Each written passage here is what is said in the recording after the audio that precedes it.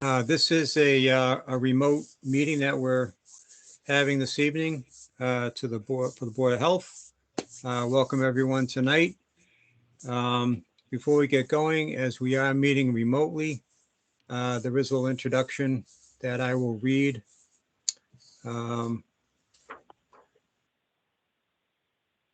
Okay, here we go. So this open meeting of the Mendon Board of Health is being conducted remotely, consistent with Governor Baker's updated guidance on holding meetings pursuant to the act extending certain COVID-19 measures that was signed into law on June 16, 2021. This act includes an extension until July 15, 2022 of the remote meeting provisions of his March 12, 2020 executive order suspending certain provisions of the open meeting law. The order allows public bodies to meet entirely remotely so long as reasonable public access is afforded so that the public can follow along with the deliberations of the meeting.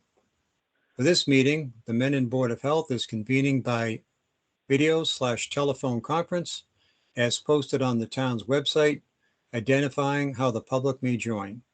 This meeting will feature public comment. Okay, and with that said, we have all three board members here. We'll take a quick roll call. Chairman Fisk. Aye. Vice Chairman Greenberg. Here. Board of Health member, Mr. Fickner. Here. Okay, so all the members are present. On the call with us, we have Jesse Arroyo. We also have, Jamie Arroyo. And we also have Jesse Arroyo, who is, I believe, Jamie's brother. Is that right, Jesse? That is correct. I'm okay. Here. And we also have the Board of Health engineer, Tom Ryder. And it looks like we have our town administrator, Kim Newman, joining the call. Hello, Kim. Hi, guys. All right.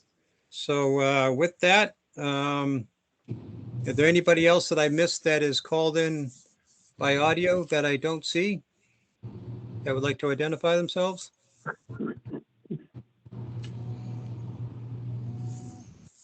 Okay, not hearing anything. I will turn the meeting over to our chairman, Mr. Fisk.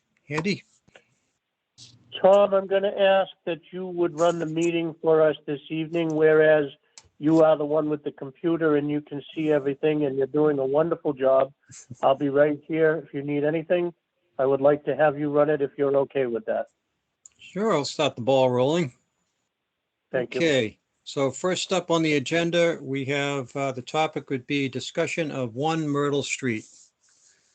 And I don't know, Alan, I don't know if you want to, I know you've had some discussions with Jamie Arroyo. Jamie is on for this topic. Jamie's a prospective buyer of the property at 1 Myrtle Street. Am I phrasing that right, Jamie? Correct. Yep. Okay. And the reason that his brother Jesse is on the call is Jamie had informed me prior to starting the meeting. Jamie is a Boston firefighter, and at a moment's notice, he may have to depart. So he has asked his brother to join the call just in case that happens. So. So with that, Jamie, why don't I let you take the lead, because I know you had some posts and questions regarding the property there to the board, and then we'll respond accordingly for you. Sure. First thing, everybody can hear me all right? Yes. Okay. Yes. Great. Yes. I want to thank everyone for taking my call and adding me to your biweekly agenda. As mentioned, I am a prospective buyer at 1 Myrtle Street, and in purchasing the property, I had a number of questions pertaining to the well on the property, as well as the septic system that had been installed in December. And so I have some contingencies in my purchase agreement, and I'm trying to do my due diligence in getting the information from the town. I know with COVID, it's been challenging working remotely. But obviously, selling of homes and purchasing of homes continues, and I'm trying to gather as much information for myself and my family to make sure that it's going to be a sound purchase, and the well system, getting information from your board and the septic is really paramount at this point. And so I had a number of questions that I had I sent via email last week, just in hopes that information can be gathered and questions could be answered, and I can be directed to the right places in order to get the information that I need.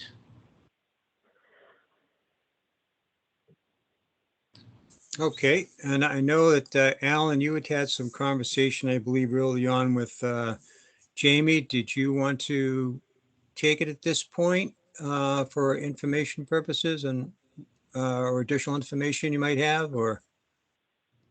Yeah, I can do that. Yeah, Jamie and I have gone back and forth through the board via email.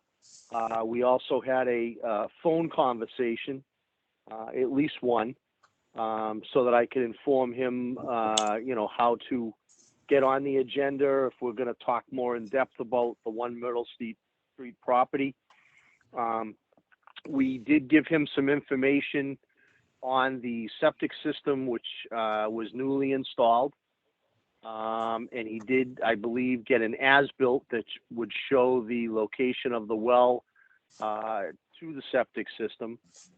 I also responded after discussion at our last meeting briefly with Tom Ryder on the procedure for wells, and I informed him that he should be the seller within a 3-year period of sale should have the well tested by a Massachusetts licensed testing facility.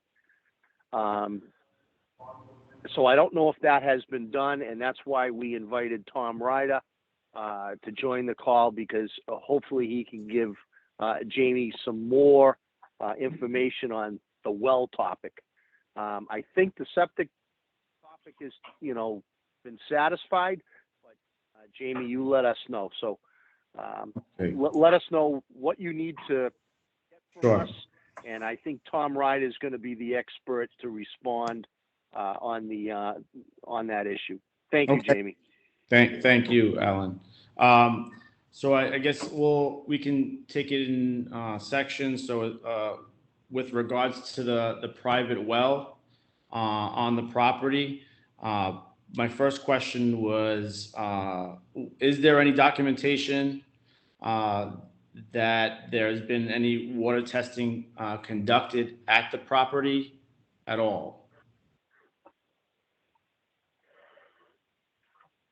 I guess do you want me to try to answer that, please? Yeah, if you have that information. Tom and Andy? Yes, please, Tom. Yes, I do not have any record information of water tests, well water tests. I am not sure if that's in one of the Board of Health office folders. I was never sent any analysis of the well. So with that, is there, how would I be able to obtain, you said there might be some in a folder, how would I be able to obtain any water testing that's been conducted at that property? Is there anyone in the office that can look through the folder and take a look? Alan, did you take a look through the folder by any chance? I did not. See? Judging on, and I'm making some assumptions here, the age of the property, the age of the previous owners, and the probably the well probably hadn't been tested. The owners have passed away. I'm sure they had no intentions of selling the property. They were going to live there and live their life out there. Daughter that inherited the property, it's my understanding that she decided to put the house up for sale. She obligated by owner or the prospective buyer water test from a certified state lab within a 3-year period. That's my understanding. Unfortunately, our office expert is no longer with us. But, you know, based on conversations with you, Tom Ryder, I'm kind of surprised that that Jamie hasn't been provided with that from the woman who has put the property up for sale. Yeah, I guess. Yeah, so, Go ahead. sorry. Yeah, so the requirement is, it's not, it doesn't specifically say who has to do the analysis.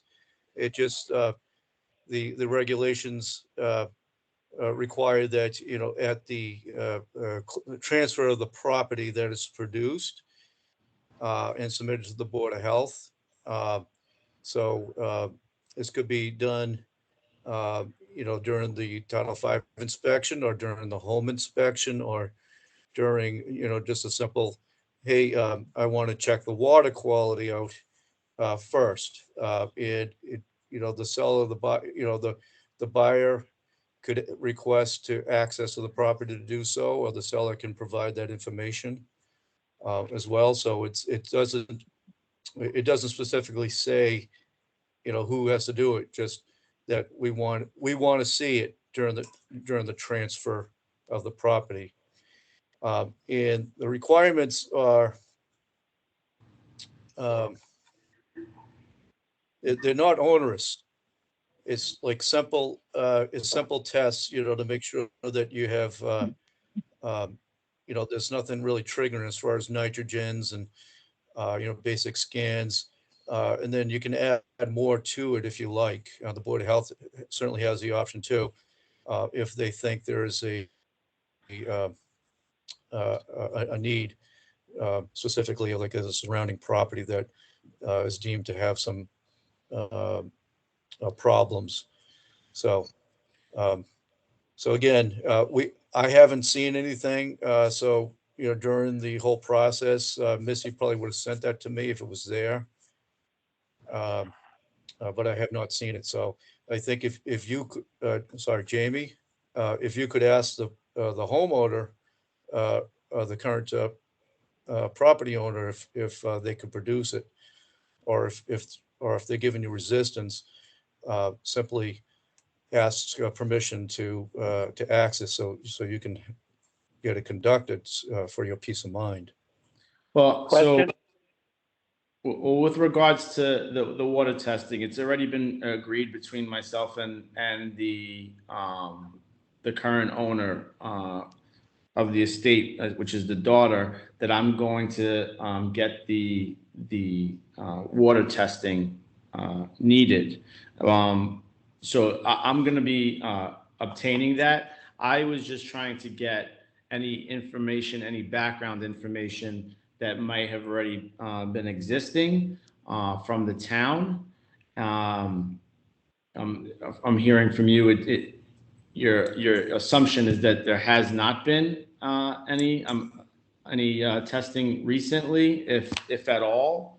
And so with that said, I've familiarized myself a little bit with the town's private well regulations, and I'm trying to make sure that with whatever testing I do get, that it satisfies the town's regulations, especially if I know there's the simple test within every 3 years that you're asking for, but with regards to a new septic system being installed, with there being a cesspool prior to that, uh, in place on the property.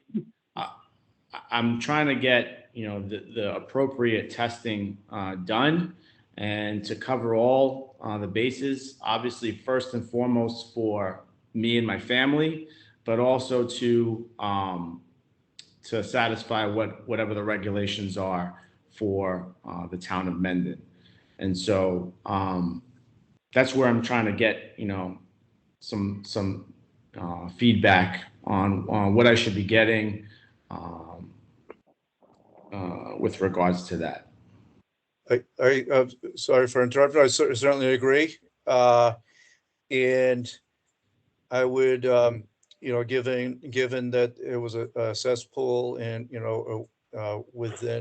was more than 50 feet away from the well, but uh, uh, less than 100 feet. And the condition of the well, I'm not sure if you had your inspector take a look, open up the lid. I'm assuming that it's a dug well. Um, I would prefer it to be a drilled well, just to get to a confined aquifer location. But say if it's a dug well, I would add a volatile organic carbons Yep. compounds to your test, which is about $200. It's a method 502. And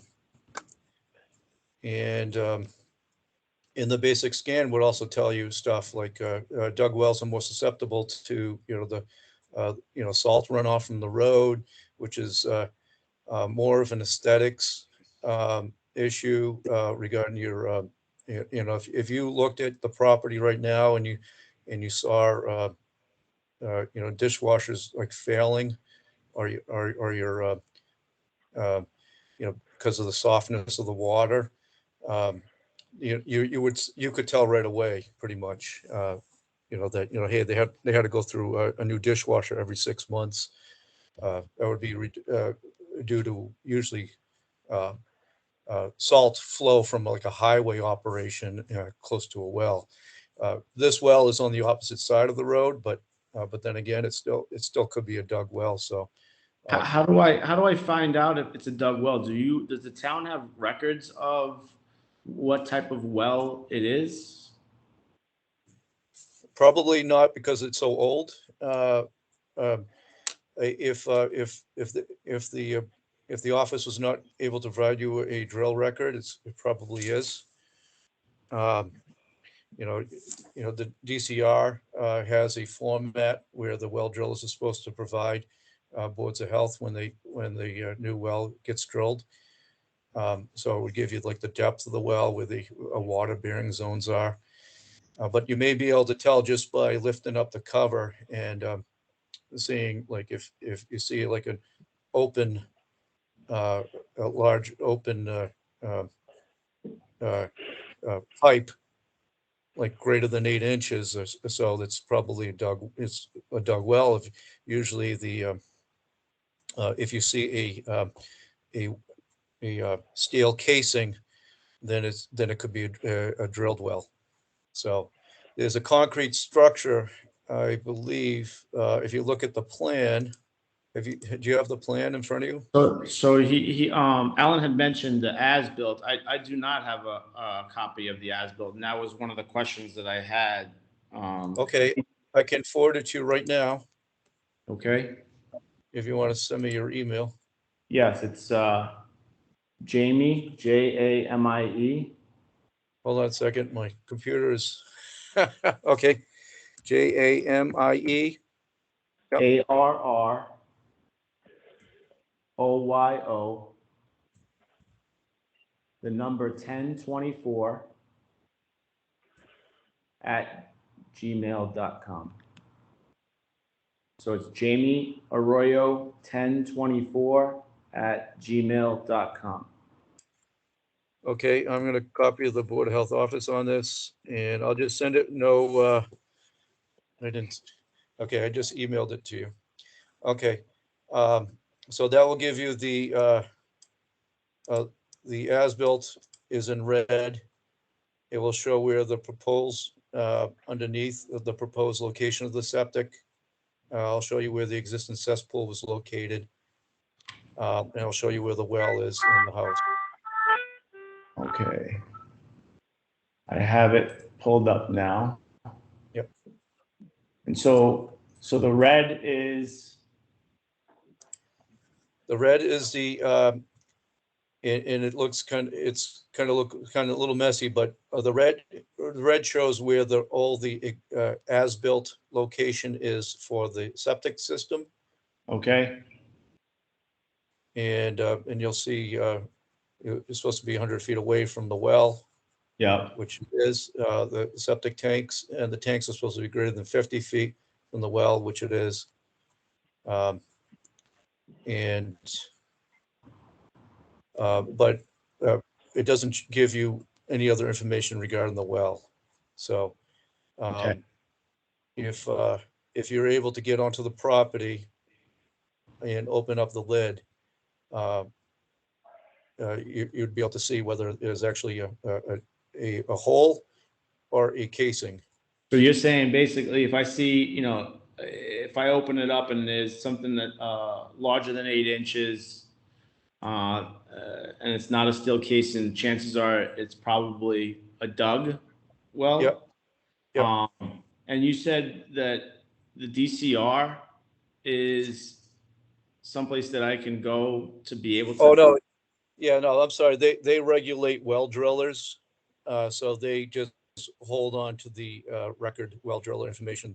Well drillers have to be licensed through the DCR, and they provide requirements for them whenever they drill a well. They must provide to the Board of Health a format that they approve of. So I'm assuming, given the age of the well, that wouldn't be a record that DCR would have. They probably do not. Okay. Yeah. Okay. So, all right. So I had other questions regarding, like, obviously the depth of the well, trying to understand, that, some of the things that you touched on.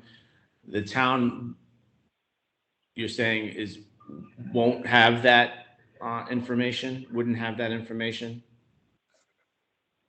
We probably do not, but it is worth meeting somebody at the office to go through the folder if it's available, and just you'd have to do it in the office and return the folder back together, but you'd be able to tab if you want to make copies or something scanned in. You'd be able to tab that. Okay. Yeah. I just haven't had record of it. I do have some information that's actually in the office as well, but I don't have anything on the well. So is there anyone on the call? I understand you have you're down an administrative assistant, but is there anyone on the call that would be able to assist me or refer me to somebody that I can make an in-person visit to try to get any and all information to look at the town hall? But Jamie, let me jump in. This is Tom on that. I am due to be into the office tomorrow or Thursday, so I can look to see what physically may possibly exist record-wise that may be of help or could give some concrete answers on the well structure there. I'm working tomorrow during the day, but on Thursday, which just is a reminder, I don't know, it is St. Patrick's Day, but on Thursday, I would be able to come to the town hall if somebody's able to meet me. I do have that day open. Sure, as long as you come dressed in green, we'll let you in. I can make that work. Yeah. Why don't we say, so Thursday, how about late morning, say about 11 a.m. Would that work for you? Sure, that works fine. 11 a.m. on Thursday. Okay, great. All right. So there was something touched on as far as the surrounding properties, and that was another one of the questions that I had. And maybe there's something that we can find out Thursday if we don't have that information. But it was the question was around known contamination in any of the surrounding properties, if there has been any testing done. Yeah, let me answer this for you. In fact, I mean, this might be something the whole board can relate to, is that there is some information online through the Mass Mapper, which was used to be the Oliver GIS that the DEP puts out. So if you go on the Mass Mapper, and are you familiar with the GIS, Jamie? No, I am not. Okay, so there's an online viewer which you can that you can access. It will show you a map, and then you can click on information you want to see. So I did that already.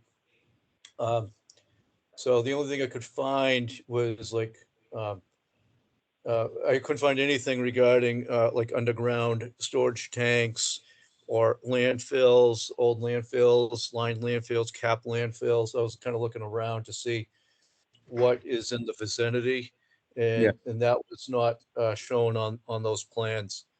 The closest would be, geez, maybe I should have.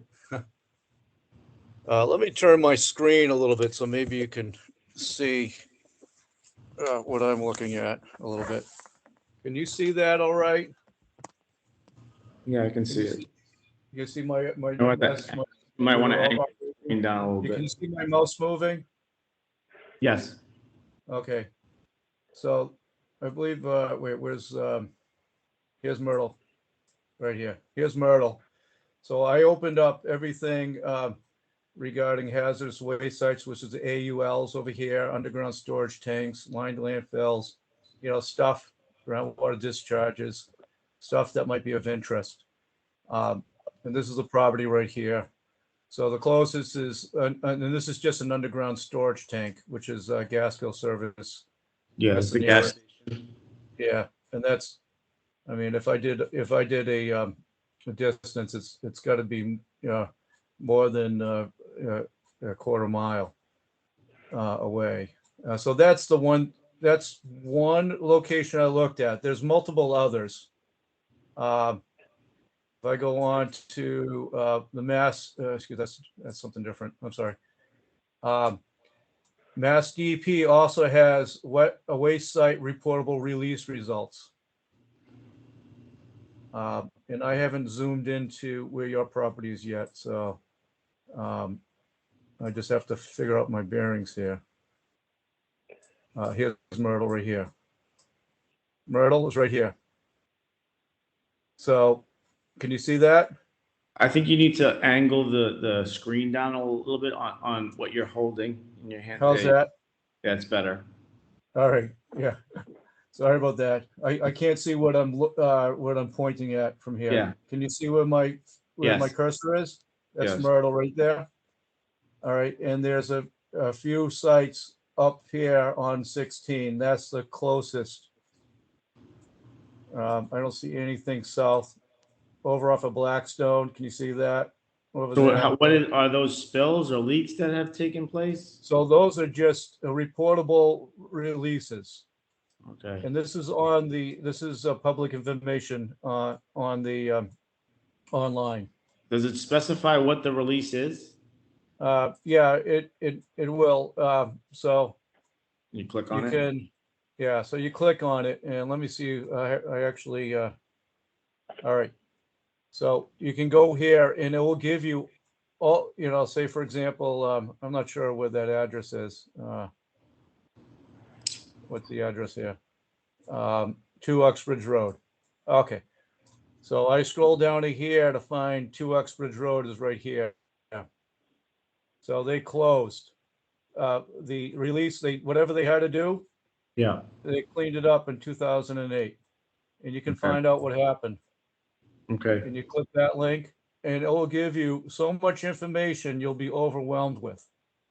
All right. There's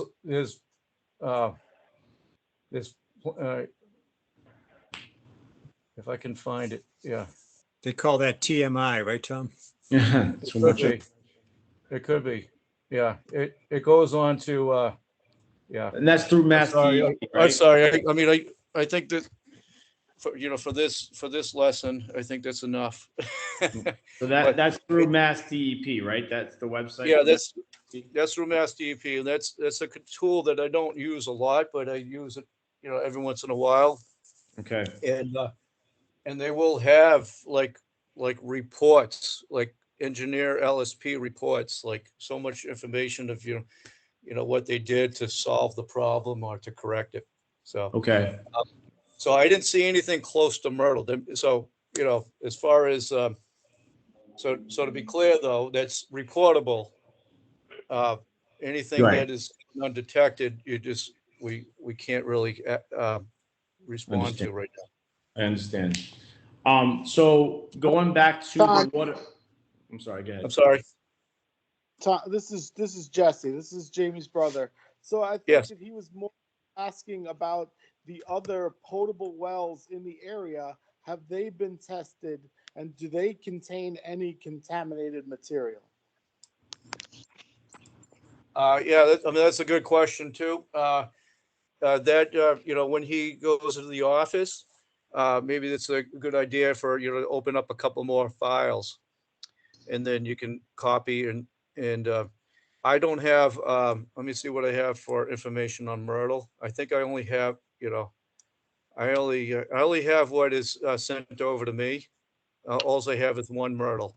So if he looks at 1, 7, and 3 Myrtle and maybe the property across the street, if there's any well records, Yeah. and just look at it. And then if you want to send it over to me and I can take a look, if you don't know what you're looking at, I can take a look and just give you some ideas. Or we can go in that direction. Okay. That's helpful. So now going back to the as far as for me getting the water testing, you're suggesting having there being no records at all on file. What would be your professional opinion on what water testing I should get done? Let's just say it's a dug well. You say in VOC I should be getting done. What other things would you be recommending from the town of Mendon Board of Health to be testing for? So the town guidance for new wells, Yeah. I would take a look at that for All that trace. the well analysis on the microbiologies, the trace metals, and the Oh, yeah, definitely. Number one key thing is make sure you test for the microbiology, the bacteria and stuff like that. That's like kind of like the hidden thing that no one ever thinks about, right? And then of course, how you protect your well and what sources, potential sources, what you're looking at right now. But it looks like what do we have? Yeah, the EPA method 524. I think I said 504. I meant 524. And whatever's required as far as new testing requirements that we have, which is trace metals, lead. Iron and manganese is like important as far as your aesthetics. What are you gonna find is you're gonna see when you manganese you'll see at the bottom of the toilet it'll be black, purplish color, and iron of Yeah. course is going to be rusty. I'm just And looking. I'm looking at the private well regulations, and it's just saying the board Yeah. recommends testing for coliform, nitrates, and lead be conducted annually, and that testing for all other compounds be done every 10 years. When it says all other compounds, are we referring to that? The microbiology, the trace metals, the miscellaneous. personally, I would do the microbiology like every spring, every year. Okay. And then That's the coliform, right? yeah, and then and if yes, and then if you and usually the labs will wrap their a basic scan with the microbiology, and that's like nice to know too, because then you'll get conditions of, how much, salt, or nitrates. Those are typical. Those are typical in the basic scan: pH, alkalinity, color, odor, chlorides. Okay, so So my follow-up question to that, you may or may not know the answer. What are we talking about as far as costs for something like that? So if you take if you do it yourself, if you take it and bring it to the lab, or Okay, if you have somebody come out, because if you have somebody come out, you're paying for their time. yep. That's so those are probably like $120 Is that per test? per sample. I'm No, sorry. not per. They usually wrap like a basic scan, and for a price. So if you, who do we use for sampling the for the lake fronts? Do we use Microbac, Board of Health? Yeah, I'm That, not, I that think sounds it's, correct. yeah, it does sound right. Microbac sounds correct. So you might want to reach out to them or one of their competitors to, to see what it would cost for them to come out to do, and you can send them a little copy of the well analysis. So they might be able to wrap in a deal for you, or if you just want to limit it to like every year to do the bacteria, but basically get the basic information first. So say like if you do volatiles and you come back clean, with no volatiles, no problems at all, um, that's something you shouldn't have to do every year unless you're um, unless a solvent company moves in next door to you, or Okay, somebody who's operating with lots of paints and stuff. okay, So the basic scan every year is probably like 120 to $150 or so. okay. This is, If I could interject just a quick second on something you said, Tom. I know you had hinted to Jamie about having him potentially do it or having somebody come out. And I know in the past we've talked about chain of custody with regard to testing, and validating that the test is, being done by a, state certified, individual, and that the proper containers are being used and all that for the types of tests that are going to be done. Is that still something of concern? Or even would there still be an option here for us to still have Jamie do this type of initial test, or would it be best to have somebody come out and? Well, yeah. So Jamie or somebody that he knows that knows how to do it. Obviously it's time consuming. You have to read the directions, and it's and you really have to make sure you don't cross contaminate stuff. Sometimes at the Board of Health, we see evidence of cross contamination, such as oftentimes if you guys see that sometimes there's toluene uh, uh, uh, spikes in some of the samples we get, and that's just evidence that the person who sampled the well was just filling up their gas tank, or sitting on the back of a pickup truck with the exhaust flowing as he's doing the samples. So there is, like you said, there's, if you know what you're doing, it doesn't take rocket science, but it does take some effort in, going through the process. Okay. Tom Fickner? Yes, Tom Andy. Fickner? Yes. Thank you. Thank you. As far as what you were saying, chain of command, for the most part, that's only, in my opinion, that's only for an issue where we're dealing with a builder or somebody who we have suspect of being untrustworthy. And we want to make sure that we are getting the correct sample from the subject property and not someplace where they know that it's good and filtered and all that junk. So that's pretty much why chain of command is most important.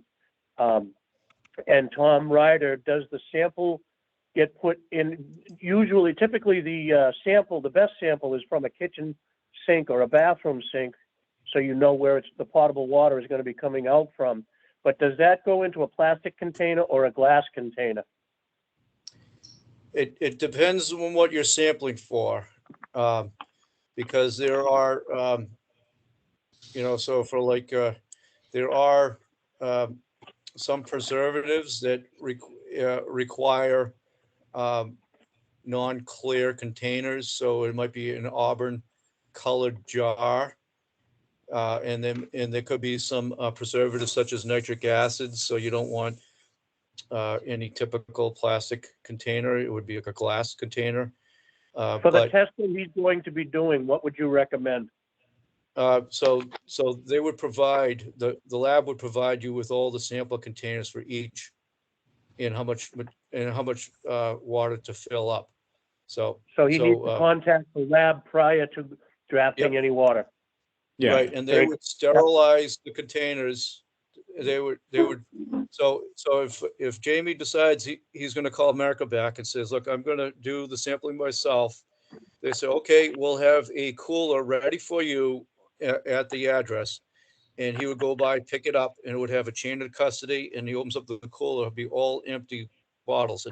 And each bottle will say what it's supposed to be, um, you know, how much water to fill up for a certain, like alkalinity, you need 250 milliliters. And some directions may say you can't leave any headspace in the container. So you'd have to fill it all the way to the top and make sure it's no air in there. So there'll be directions such as that. And Okay. then you take your samples right away and you bring them back right away. And you use ice to preserve it too in the cooler. Thank you. Okay. This is Dusty again. Full disclosure, I am an LSP of record, by the way, so I can help Jamie with a lot of things for sampling methodologies, for laboratory requirements, chains of custodies. I'm very familiar with all of that stuff. Does the board require sampling for PFOS for residential homes, for potable wells? There is nothing in the regulations for PFAS right now. And you're talking about, beyond the microgram per liter. I mean, you're talking about really small quantities. Sure. I, I, I know we're seeing some problems in public water supplies. I don't think we've caught up to that yet. Or do you have any thoughts on that yourself? Because we're always looking to update to make things better. Well, I mean, not having any information on the well itself, as you're saying, I wouldn't do it every year, but some sort of initial baseline test to evaluate for the presence or absence of PFAS. I mean, because it is highly harmful if ingested. So, I Yep. mean, just to be protective, I would potentially recommend it, but I don't necessarily know if the board has any specific regulations to that effect. That's we do not. And again, so as far as do you happen to know what the costs are involved in that for a laboratory? Yeah, for cost analysis, you're looking at around $250, somewhere around that range. And that's just for the test itself. I would potentially recommend the collection of a field blank if there's any hits, so that you would determine if it's probably related to the sample methodology. So in total, I think you're probably looking at about $800 for all the analysis that we're talking about here. For the Yeah. PFOS, for VOC's 524 analysis, and for the metals, for the microbiology stuff. So it's going to add up. But I was just hoping for some information, being that the well, I believe, has been installed for 30 years, some sort of initial testing that was conducted, or if the town has requirements to collect samples every 10 years for some records to be present to see what we're up against and what's present in the well already. So I'm hoping that the records show that, and there is something in the folder that can lead us in the right direction and more streamline us to what we need to sample for. I mean, I guess, Excuse me, go ahead. Jesse? Yes, Yeah. yes. Alan Greenberg. Said the well is 30 years old. That's over that. I'm not sure how old it is, but if I can't, I don't thought know I the heard date you of say 30. For some reason, I thought I heard you say 30 years. It's 30 years old. Most likely, it's a drilled well. I may have heard you wrong. I apologize, but I thought I heard you throw 30 years out there. And I was just did, trying but to give I you don't- some more. I'm not positive of the date of installation. You know, obviously you're a great asset to your brother. You have a lot of knowledge in this area. You know, if Jamie meets with Tom at the office, hopefully there'll be something there. But I know when you go back 20 years, Yeah. 25 Records are hard to- years, the records. Now, as far as the PFAS spoken about, that is something that's on our radar, and we were in the process of updating our well regulations. So thank you very much for mentioning that. Back to you, Mr. Chairman. Back to Tom. Yeah, I think you mean me, right? Yes. So, No, either one. yeah, well, I just wanted to follow up with Jamie's brother. I'm sorry. So, you know, so the thoughts on the PFAS. Obviously, we don't have background information. And as you said, you know, when you do the volatiles, you'll be doing a trip link as well. And Right. you do have to pay for that as well. So I'm just having thoughts on if we get any information from specific locations of PFAS, then maybe we can think about, hey, these areas of town need more sampling. So maybe the thought is if there's a way to find out what, you know, like if the center of town, if we have any results from the PFAS from them, then we can start tracing it back to see if there's any locations that are pretty much hot. Okay. Right. But then Well, I that could will- probably, sorry for jumping in there. I could And- probably add some insight on that conversation about PFAS.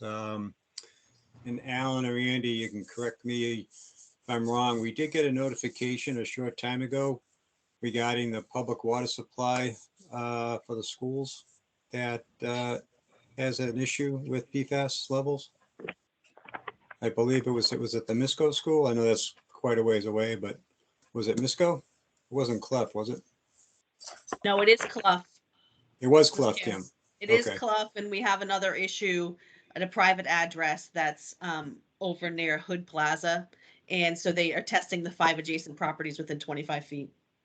Okay. So Hood, the area that Kim's referring to, is right kind of around the corner there from Myrtle, actually right in my neck of the woods too. And the Clough School that we're referring to is actually just on the other side of Route 16, heading up North Ave. From a logistical perspective, Tom, if you were looking at your map there. Yeah, I'm gonna look. Yeah. So where is that in And relation? that would be to in the the. prop-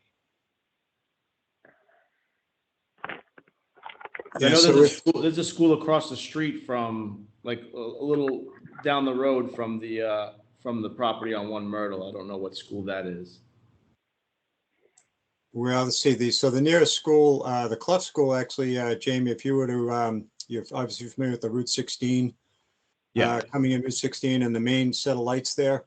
Okay. If you were coming up Route 16 heading west, you've passed the drive-in, which would have been on your left.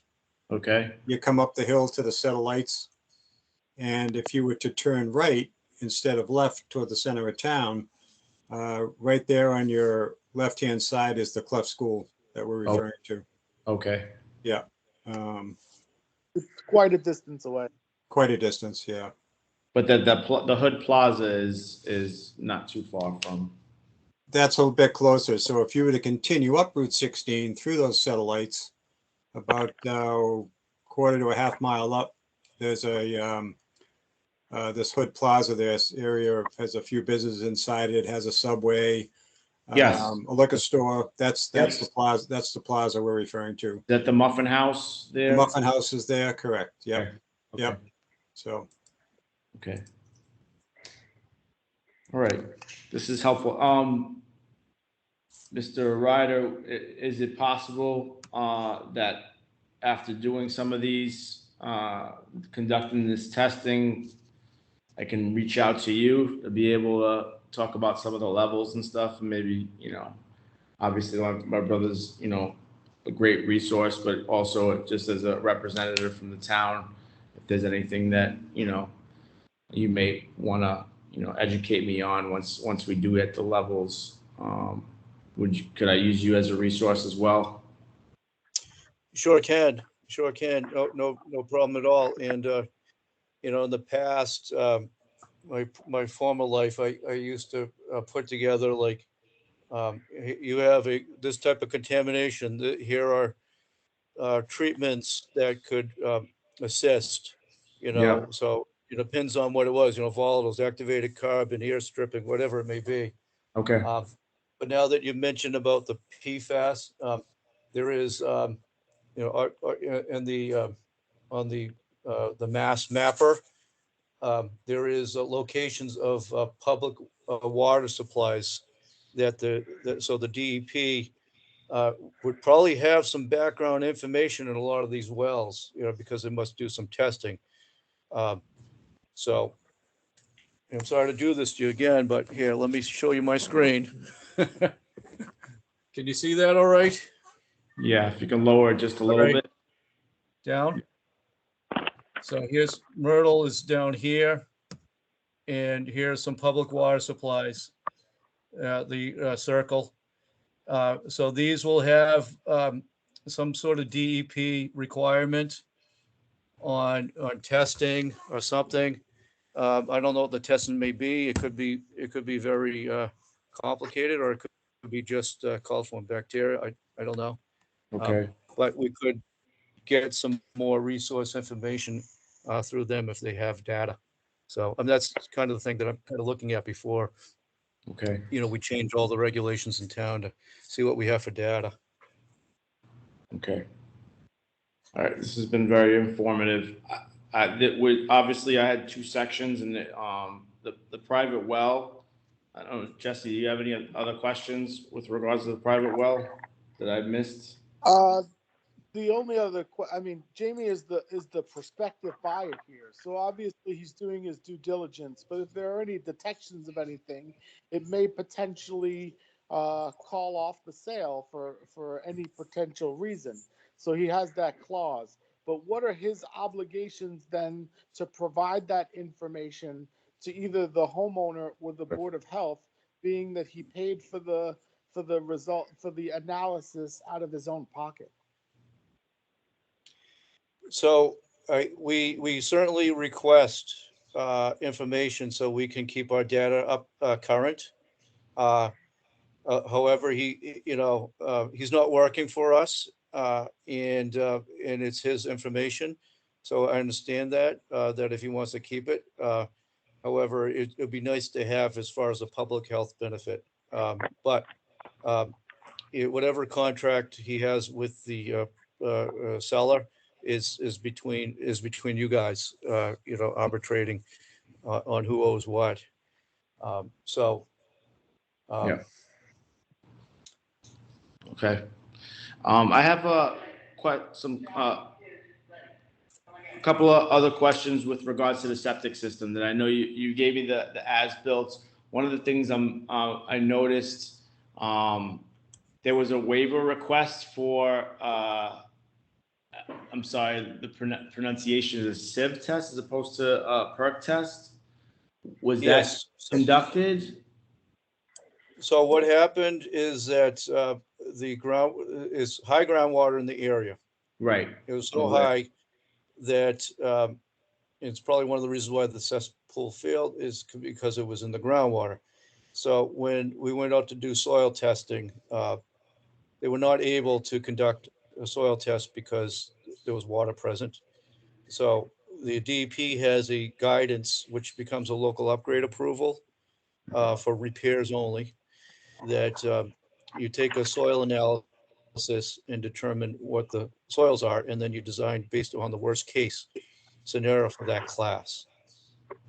Uh, so, so that was the local upgrade. Presby, it was designed. So the second, in according to the Presby approval letter that DEP approved, wrote up, Presbys can be have an offset of 2 feet to groundwater rather than the 4 for new construction. So that was approved as well.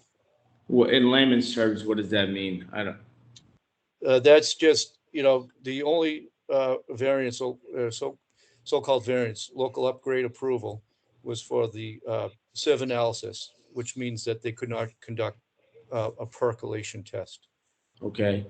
And because of even, groundwater. and so that was conducted.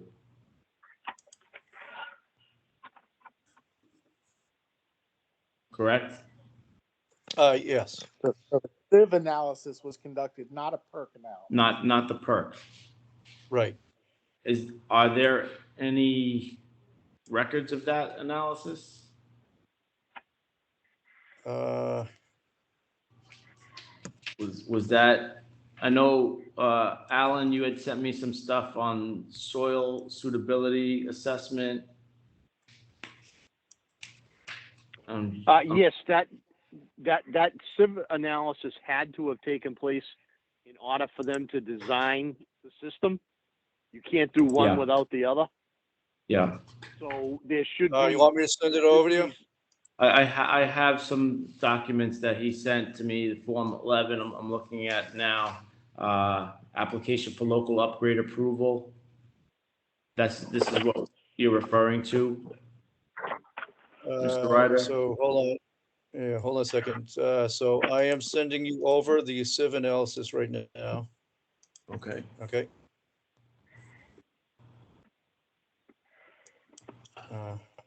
And I'll send you over, let me send you another email.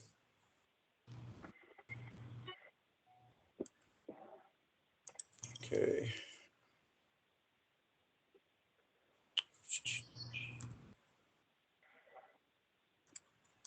And the next email coming through is there's actually the analysis that we shows that, it was weeping 44 inches. We took samples at 66 inches down, 36 inches weeping. Yeah. So I just sent you the soil information Okay. of record. So just, and this is my own ignorance, when you have a certificate of compliance, right? Do you not need a Title V report? Or is there a Title V report? So if you have certificate of compliance, so Title V, right, exactly. So a Title V inspection is required within 2 years of a sale of property, or a certificate of compliance. So a certificate of compliance is good for 3 years prior to the sale if there's pumping at the last year for the third year. So if you sell your house 3 years from now, all you need to do is show them the certificate of compliance, which is the record, and one pump slip demonstrating that you pumped this tank out on the last year. So then Okay, it'll be good for 3 years. okay. And then the Title V would be for the life of the For system? 2 years. No, it's good for 2 years. Okay, And then 3 years if there's pumping every year. So if you Okay. just got a Title V inspection, then you would have to pump it next year, the year after, and the year after that to make it 3. to good for 3 years. Otherwise, it's only good for 2. So that's Okay. a little bit complicated, but bottom line is, it's usually 2 years. Okay. The other question I had was, and this is all great information. Do we know, like, the old septic system or the old cesspool, was that on that as-built plan, like the location, or? Yes, it actually is noted, Okay, right below the, with, if, I'm looking at, I pull it up now. yeah. Is there soil testing requirements when the old septic tank is removed? And is there a report that's generated for that? I'm sorry, what was the question? When the old septic tank was removed, because it's my understanding that The cesspool. the septic tank is fairly new, that it was installed in November of 2021. Is there December. a report documenting the removal and subsequent soil sampling from the old septic tank?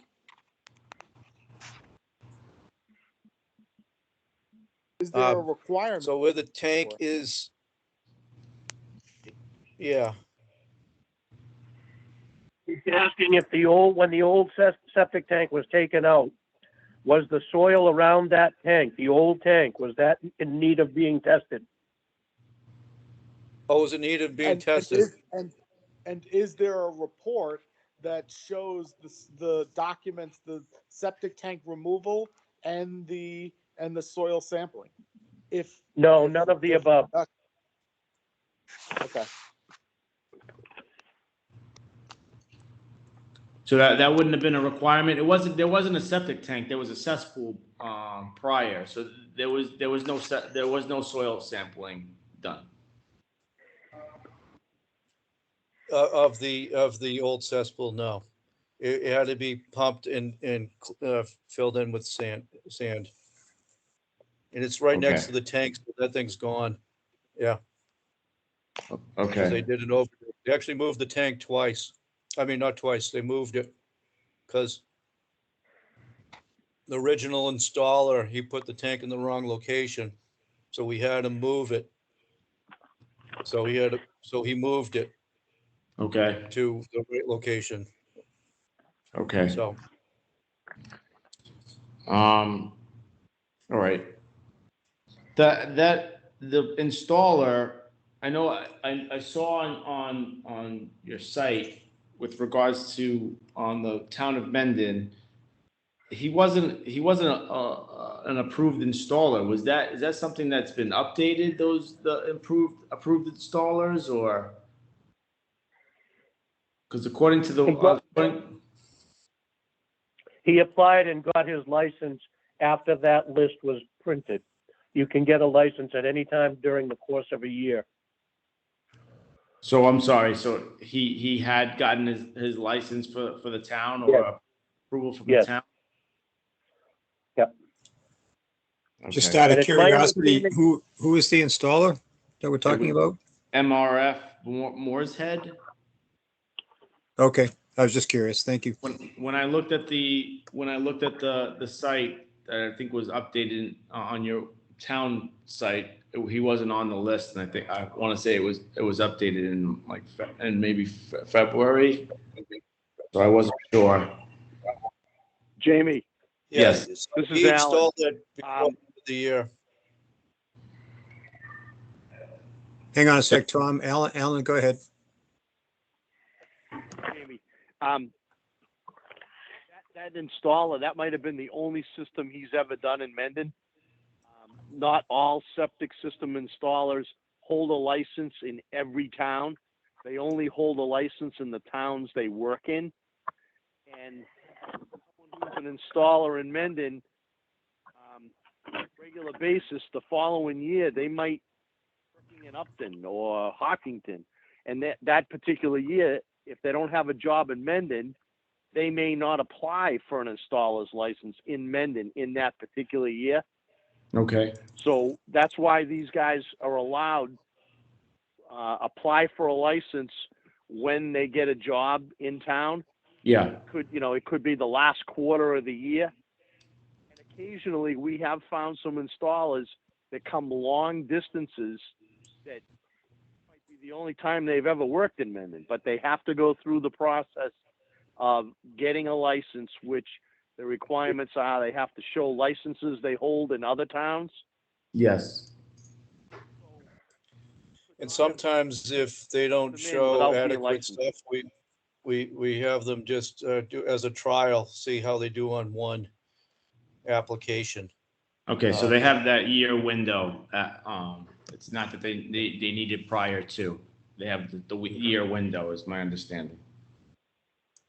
Yeah. Okay. All right. I think that that pretty much concludes all the questions that I had.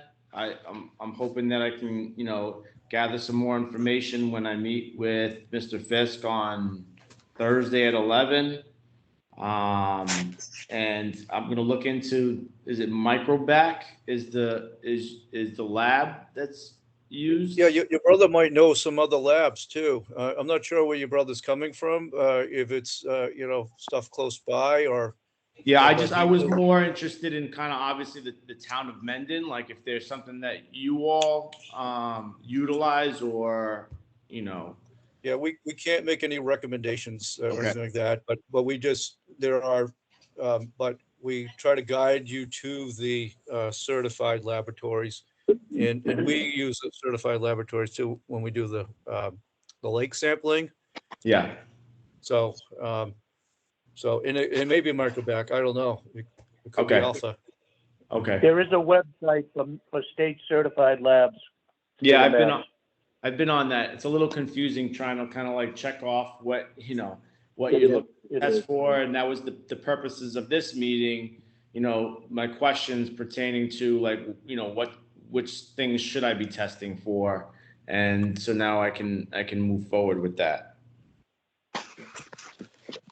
Okay, luck so with your- I had, at this point, Jamie, is there anything additional that you would like from us or, I Yes, I don't had have one other question. go ahead, Jesse. I'm wondering if you guys happen to know what the depth of bedrock is in the area? I don't have that information. There is we do have access to soil maps where we can figure out the estimate. But Well, has I'm there not sure been- if it gives you, I'm not sure if it'll give you great data until you get out there. Well, there's been any newer wells installed in the town of Mendon that have construction information. They may know where depths of bedrock is in the area. Yeah, they usually give you water bearing zones. They do tell, so if you see some of these some of these reports that sometimes it just, they'll give you like a generic, oh, this is like granite or rock or something like that, but they don't really tell you this is, sometimes they don't tell you it's bedrock. They just give you the water bearing zones within it. So Right. we can, what are you looking for as far as the well for drilling a new well? Not for Or- drilling a new well. Like you said, we could open the cover and see if it's cased into bedrock or if it's a dug well. So Yep. that's one indication. But I'm just trying to get other clues as to how deep bedrock is and where this is, how deep the well is.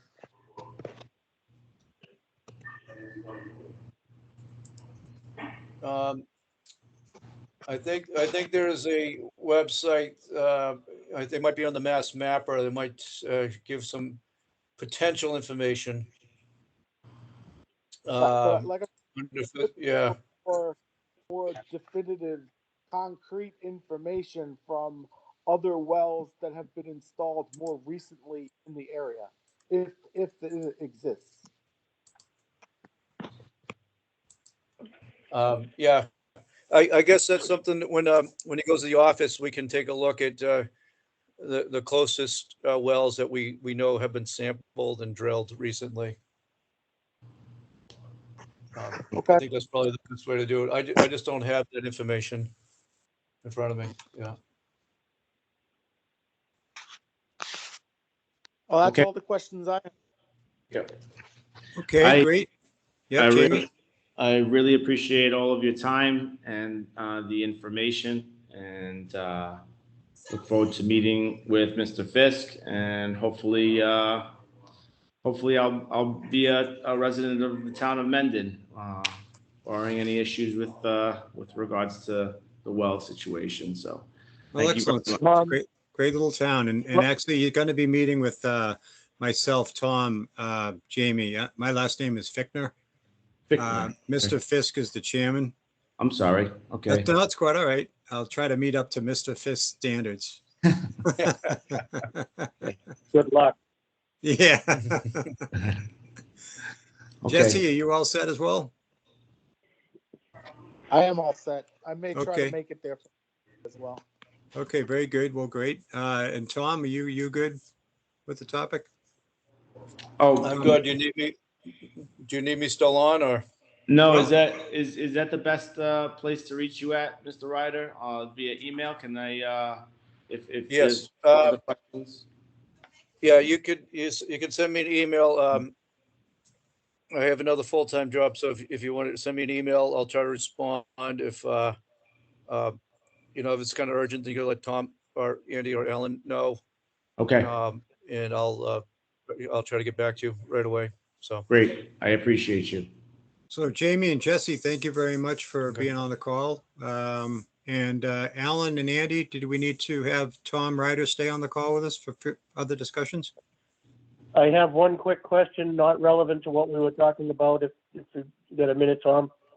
Okay, Okay, Thank you. Jamie, Have a thank you good very evening. much. Jesse, thank you very much. thank you. Thank Have you. a good guys. evening. Okay, Okay, Tom, Andy, I'll turn it over to you. just very, very briefly, please, Tom. Do you have any info on 2B Nipmuc Drive? Do you have anything as far as a perk test and possible issuance of proposed plans?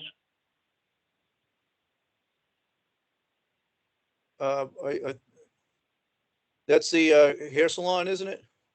Is that No, it? it's Is that the hair across salon? the street. No, no, no. It's across the I'm street. sorry. 2B. I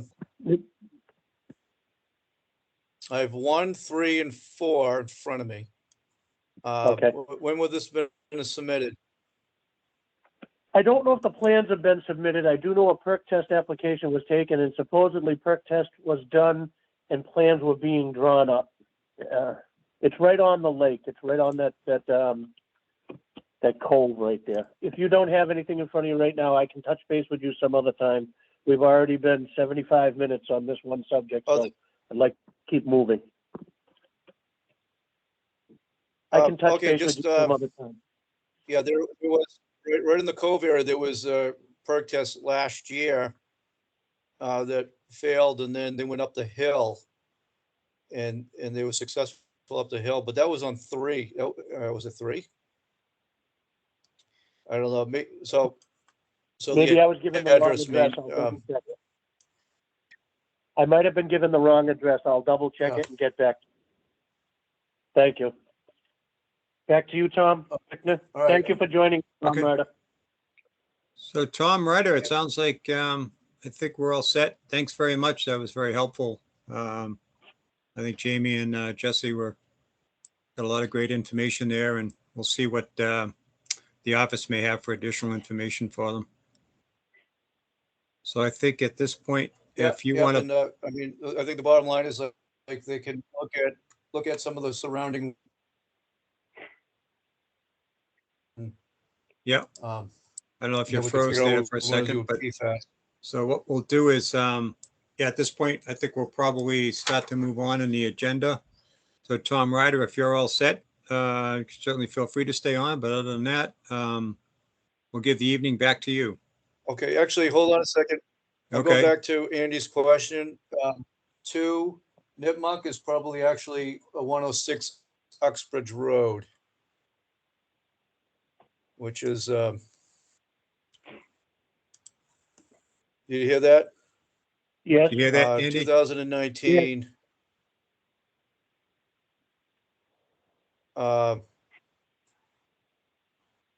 So soil testing, stuff has been done February of 2021. I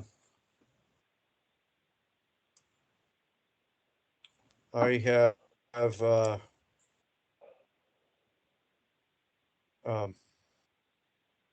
yeah, so they did soil testing and they, I got results from August 2021.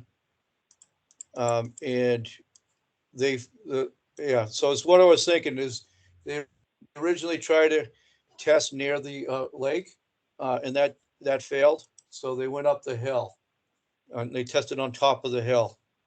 And those passed. okay. Very good. Yep, so I don't think I have any plans.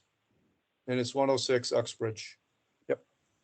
Okay, Thank you. all right. All right, Tom, thanks very Thank you, much. guys. All right. We'll Thank talk you, to you Tom. soon, I'm sure. Okay, bye-bye. All right, good night. Okay, and next up on the agenda, we had update on open BOH position. And I know Kim is still on. Thanks, Kim, for hanging in there. That was very educational, wasn't it? It was very educational, but your timing is terrible. I tested positive this morning for COVID. Oh, So you guys are the only thing I had that got me out of my bed. So yes. how are you feeling? You know, I feel terrible, which is kind of ironic because I was fine yesterday, and then Oh, wow. I was basically fine, and then you know, not to get too far into it, but I mean, I've had it in the house with the kids multiple times over the last couple of years, and I've never gotten it. And then this morning, I thought, oh, this is the flu. I didn't get a flu shot. And then I thought, you know, if this was a month ago, you'd be saying it's COVID. You better take a test. And I took it, and right away that blue line popped. Oh, So I wow. was like, what? Whatever. So I think I'm boosted in all of that. So I'm just burning through it right now. Yeah, okay. But Thank you, anywho. thank you, by the way, for adding that information on the PFAS. That was Well, good to I hear. actually I just talked to this woman from the DEP just last week actually about the program that they run, because Clough is high and the other location is also very high, and they will test up to 40 or 50 residences a year, but they don't provide, and they'll pay for the testing, but they don't provide any money for remediation if they find issues. So Wow. it's kind of a catch-22. So I was going to mention it, but then I thought he's not even there yet. Doesn't even live in the house. So, Right. you know, we'll get to it. So the position, as you've seen, is posted. We posted it internally last week just to get the ball rolling, but Shelley will post a modified, smaller version and get it in the paper, like Indeed, this week. So that is a go. I didn't see the rest of your agenda beyond that, but just a follow up so I can duck out of here. On the scholarship information from last time, I did confirm that you do have 2 scholarships. They're both $500. I was able to obtain the form from last year from BVT, so I'll be able to format that from PDF into Word so we can use it again. I got the contact information for the guidance person at MRSDA, but she hasn't responded to my emails yet, so that's happening. I also emailed the household hazardous waste guy, and he responded to me, but he said it's so busy right now, they're having trouble putting dates on the books for after August. That's it so far. So I'll follow up again in another week and see what I can do there. I think those were the only ones from the last meeting. So I'll get the form and everything sent over to you guys once I switch the format over, and then we can do the scholarship thing, whatever, next week or 2 weeks. You just knocked off Justin, 3 Kim? items on the agenda, Kim. Nice I'm job. sorry. I didn't see the agenda. I opened it to see the link, and then I just was winging it. So anything else you guys are interested about? Yeah. You said that for the clean harbor, for the hazardous waste day, said they're looking at after August. He said to me, let me find this guy's email, his response. I had to email him twice. I don't know if they're busy or whatever. But he basically said to me that he couldn't commit to a date at this time because they're still trying to schedule dates on the books. And then I think he said August. Okay. That's My as far. concern, My concern is that that will be after the end of the fiscal year, and will Yep. we miss out and end up, I don't, Tom, do you remember what the date was of this past year's? I think we've What normally typically done it like August or September, right? Okay, so They that can would have been, always, we can always get the contract before the end of the fiscal year. That's, and Okay, then I you're just- good to go. recently we missed out on 1 year. That's why I'm asking. Okay, well, if there's anybody who knows all the ways around getting stuff paid, it's me. So don't worry about Nice. that. I mean, typically, if we can get them to commit to a date on paper, even if it's not in the right fiscal year or dated July 31st, and then do an extension, I mean, or we can encumber the money for that particular thing. Typically, if we Okay, can get thank them you. to actually commit to doing the work, that's the key. So hopefully. Very, very good, thank you.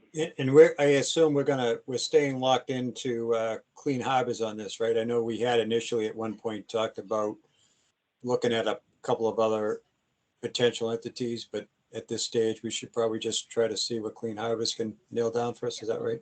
If they can't commit to a date, then you better look at options, right? Going forward. Yeah. Yeah, Tom, Yeah. I think the reason we were hoping that Missy would have the opportunity to look at other options was because the setup fee constantly climbing. Correct. You know, we were Yeah. kind of getting blindsided. I know last year we were concerned. They sent a tractor trailer versus a straight job, and we didn't know if we were committed to paying more for this tractor trailer, which we really didn't need, or if that was all they had available on that date to send out. Right. The biggest reason we were entertaining other companies was that setup fee. You know, 1 minute it was 1,000, the next minute it was, I don't know, 1,600. That seemed to be on the rise and, you know, eating up a lot of our funds. Did we ever get a determination if we were charged extra for that extra large truck last time? I don't believe so. Unfortunately, Clean Harbors is good at what they do, but I don't know how well they are at communicating because Missy never got an answer from them, and obviously just expressed it took 2 emails to get a response, and the response is kind of half a response. Yeah, it sounds like Kim's having the same problem. Right. So, and I'm not, I'm used to getting an answer. So I'll stay on it till I get one. Just because it's the principle, right? Do you guys have a contract? You have a contract in place with them? Yes. Good question. An actual, I think it's it's per instance, I believe. I wouldn't say it's a long-standing contract, if that's what you mean. So, okay. All right. Well, we'll figure it out. I mean, if it's, I mean, I know it's in the budget, that much I know. But if you have the ability, I mean, you've just been budgeting as a resource and then hiring them to do it. Then you Yeah, have a lot. that's pretty much it. We just hire them as we do it each year, and there's no lock-in type of a contract, like say E.L. Harvey for X number of years. Yeah, nothing like that. It's just each time. Yeah. Probably why he's not prioritizing you. Exactly. Right. But we'll figure it out. I'm sure they are very busy with the backlog from COVID and all of that, like everybody else. So I'm sure it's, not intentional. I think it's probably just life right now. So. Yeah. Andy, any thoughts? Oh, sorry, that's my Nope, time. all set. Kim, thank you very much for everything. Thanks, guys. Email or call me, text if you need something. I'm trying to stay up on the emails and the voicemails. If I notice anything that I can answer, obviously I still send it. If it's a document or if there's a voicemail that I think you guys need, I'll let you know. Okay. Great. Thank you. Thank Feel you, better. Kim. Feel better. Guys, good night. Okay. All right. So we knocked off hazardous waste day, scholarships, and BOH position. The only items left on the agenda, we had to discuss tobacco control visits. Yeah, I have some information on that. Not a lot, but I'm going to assume you guys want to go forward with some type of program. understand correctly, there's someone out of Leominster that we can reach out to. And I guess they belong to some kind of a group, and I believe the town of Uxbridge is a member of this group. I know Missy had said that she didn't get any response from that gentleman that we pretty much interviewed from Bellingham, unfortunately. So I didn't know if you wanted me to pursue this person out of Leominster. Please. Sure, why Next not? topic. Well, before we move off of tobacco, just a note, I don't know if you saw it, we did get an email yesterday from a Sarah McColgan.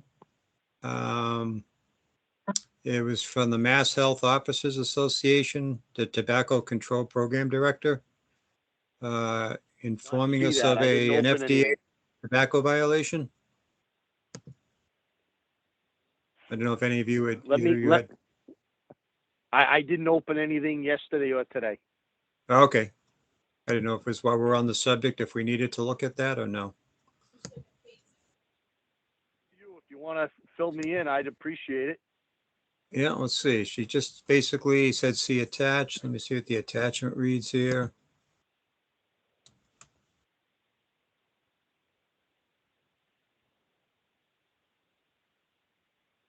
This may be kind of something general. It's opening. It's just slowly opening. Yeah, no, that's fine.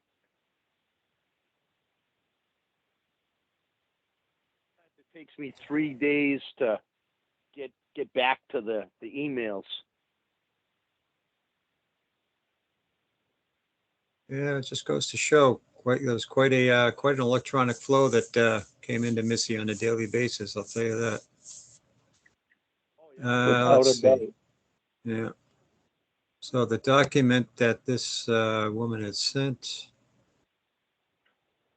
to us, dear Minden Board of Health, the Massachusetts Tobacco Cessation and Prevention Program, parentheses MTCP, recently conducted a tobacco retail inspection / compliance check as a part of the Food and Drug Administration's contract with Massachusetts. After the retail inspection / compliance check was completed in your community, MTCP submitted the results to the FDA. The FDA determined that the following vendor or vendors had a violation of the Family Smoking Prevention and Tobacco Control Act. Anybody want to take a guess at who it was? DB Mart. It was actually Imperial Gas and Country Store. Uh-oh. Let's see. The letter goes on to say that this vendor has received a warning letter from the FDA for this violation. The inspection results are posted on the FDA website. This letter is to inform you of the violation. No action on your part is necessary. Training is available online, free of cost for retail staff at, they give a link, yours truly, Sarah McColgan. All right. Oh, interesting. Yeah. When did that come in? The letter was dated March 14th. It was emailed yesterday. Wow. On the, Did they say And- what the and the violation was? let's see. Yeah, I can go to the link. When was the incident? It's probably up on the link, the details of it. Okay. If you want to bear with me, I'll see if I can open up a browser here and see if it'll take me to it.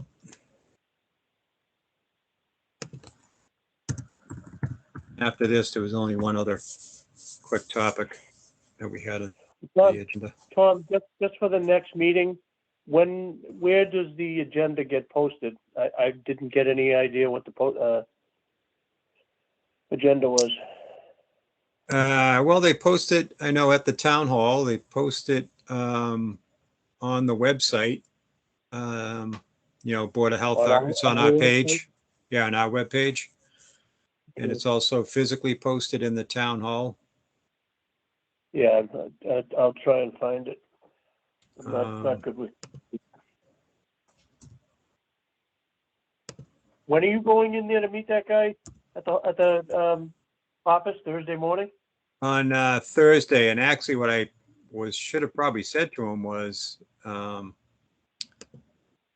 just to save a trip, if there's a chance that there's no data at all, why have him come all the way out to Mendon? Where do they come from? Well, there's a good question. Maybe he's not as far away as I thought. He works as a Boston firefighter, Yeah, so I shouldn't assume he's closer to Boston than here. So I actually am not sure where he is coming from. there's a Boston cop that lives right down the street here on Blackstone Street, so it's not, that's really, that you never know. But Yeah. anyways, the reason why I'm asking is I was wondering if I could get you to go in the computer to do those couple of things I've been waiting for. Well, that's why I mentioned the Thursday, because then I was going to say to you, hey, you want to connect on Thursday to do that? What time? Well, I was going to plan on meeting him at 11. I figured if you wanted to, did you want to connect after that time frame? Yeah. Or Take care of him first. Yep. And, something like, I don't know, maybe after lunch or something, Whatever you want to do. 1 o'clock, 12:30, 1 o'clock, something like that. We could do it at like 11:50, because what I got to do, I'm sure you could do in 10 minutes, and then we could go do lunch. Oh, geez, now you're talking. Yeah, make it 11:45. We'll have to post it. Corned beef. Alan's coming. Yeah. Corned beef and Guinness. Yeah. Well, 1 out of 2 anyway. I couldn't get out on that link. So not to waste your time, we can look at it after. I can open it up and then see what the actual information says, and then I can let you guys know, when it happened and what specifically the violation was. For some reason, it's not opening up for me. All right. Okay. Any other thoughts on tobacco? All right. So the last thing would be, and I'd asked to have this just put on the agenda for a quick discussion, is the senior discount program. And the only element of the program, I just wanted to kind of confirm with you guys. I know typically the way we've operated it is from the standpoint that when we're in a trash cycle and somebody submits a senior discount application, what we typically will do is take that, process it, put it in the system, and then the adjustment on the resident's price happens the following cycle, correct? You say so. So the reason does that sound right, Alan? Your mic is kind of going in and out. You hear me okay? Yes. I'm not sure. Standing. Yeah, Andy, can you hear Alan okay?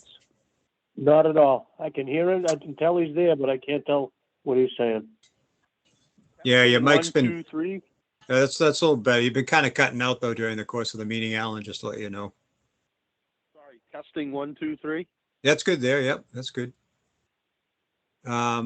Yeah, so the reason I brought it up tonight was they had a situation where we got a reach out by a resident about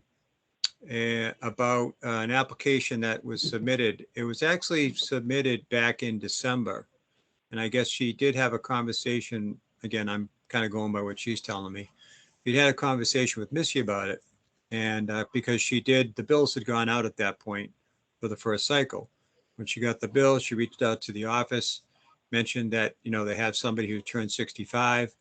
And I guess the woman was told to submit the application, and then there'd be an adjustment. So I guess the expectation was that the thought would be, because she submitted the application before the actual cycle started in January, that the adjustment would happen right away. And so I know that, typically the issues have been when people have submitted their applications in the middle of a cycle, they look to get an adjustment for the cycle they're in. And I think that we've kind of determined that we wouldn't do that because that creates a bit of a administrative headache. So what we simply tell folks, okay, we're going to apply the discount for you the next time the trash cycle starts. In this case, this was a case where she submitted the application in December before the first cycle started. And from what she tells me, she was told to pay the billed amount that was sent to her, but that an adjustment would be coming. So in my view, my thought is that in this particular case, under that scenario, where they sent in the application mid-December, because I looked it up, it was received well before the due date of the bill. They were told to pay the full amount, for the first cycle, but we're expecting some sort of an adjustment. My feeling is that in that scenario, if the trash cycle really hasn't started for them yet, I think from a customer service perspective, my view would be the right thing would be to create the adjustment for the resident. I don't know what your thoughts are on it. Andy? To be honest with you, Tom, you lost me at the very beginning of that. I couldn't keep up. So if you want to do it, an adjustment, I'm not being wise. Just go ahead and do it because I didn't keep up with what you were saying. I was confused. Oh, no worries. Yep. Alan, what are your thoughts? Well, if it's possible with our present accounting system, if that's what we, decide we're going to do, then obviously we have to be able to do that for everybody. I know nothing about the accounting system and how it works. I guess we'd have to reach out to the tax collector and get her opinion. So, well, I have had a couple of conversations with Jody and with Dan Byer surrounding KBM, which is kind of the quote unquote billing mechanism that is utilized to register the folks for the trash payments.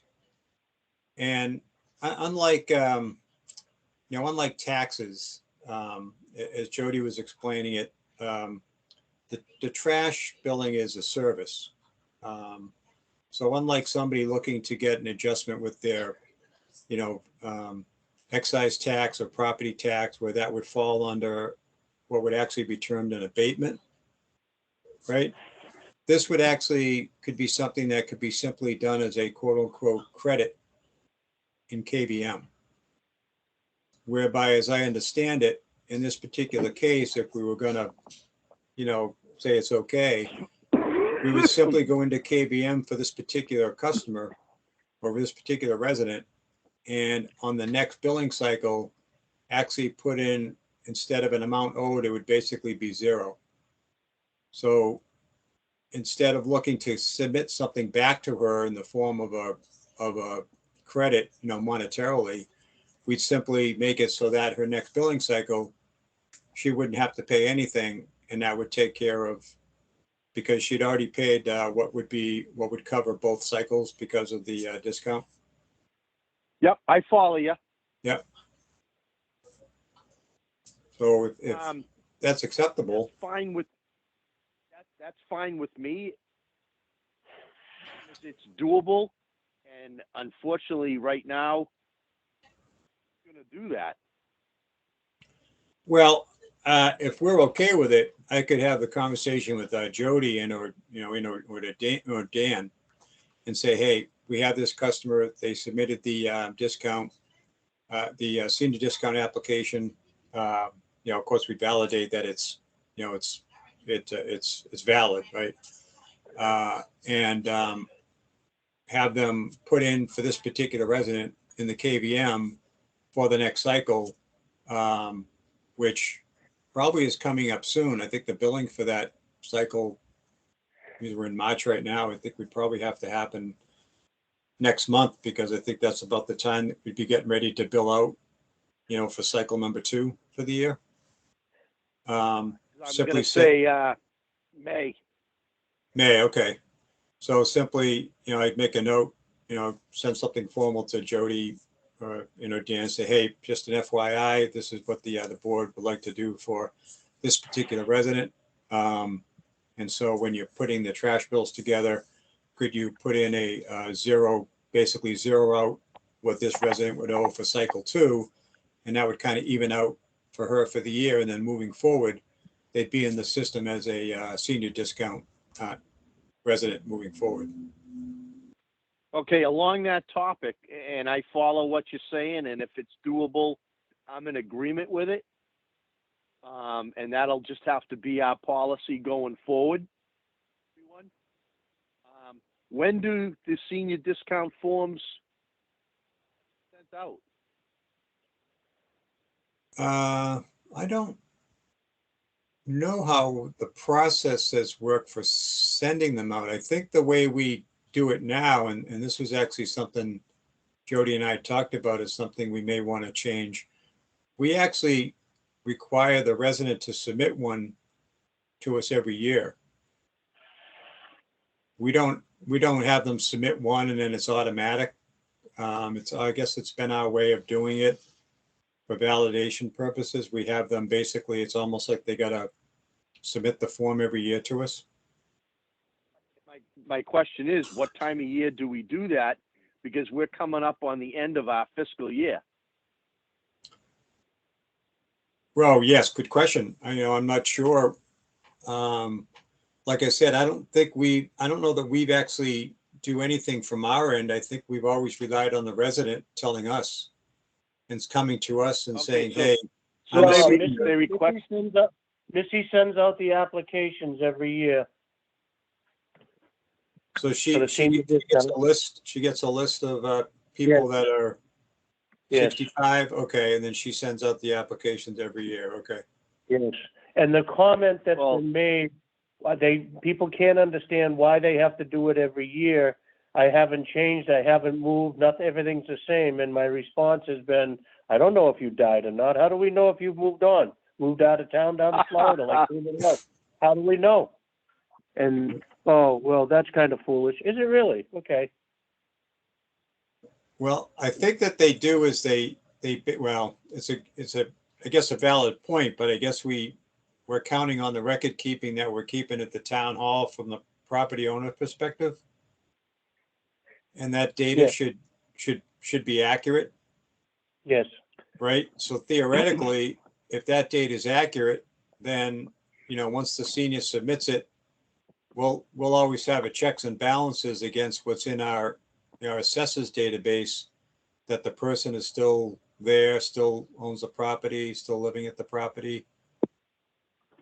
I know that was one of the things that Jody had talked about and wondered whether or not, we should modify that current requirement, whereby she thought it might have been a better, maybe a customer service standpoint, that once they submit it, we have other ways of validating that they are who they are, and just, basically reissue the discount, every year without having them resubmit the application every year.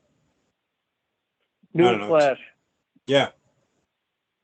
Heating oil went down 40 cents today. Nice.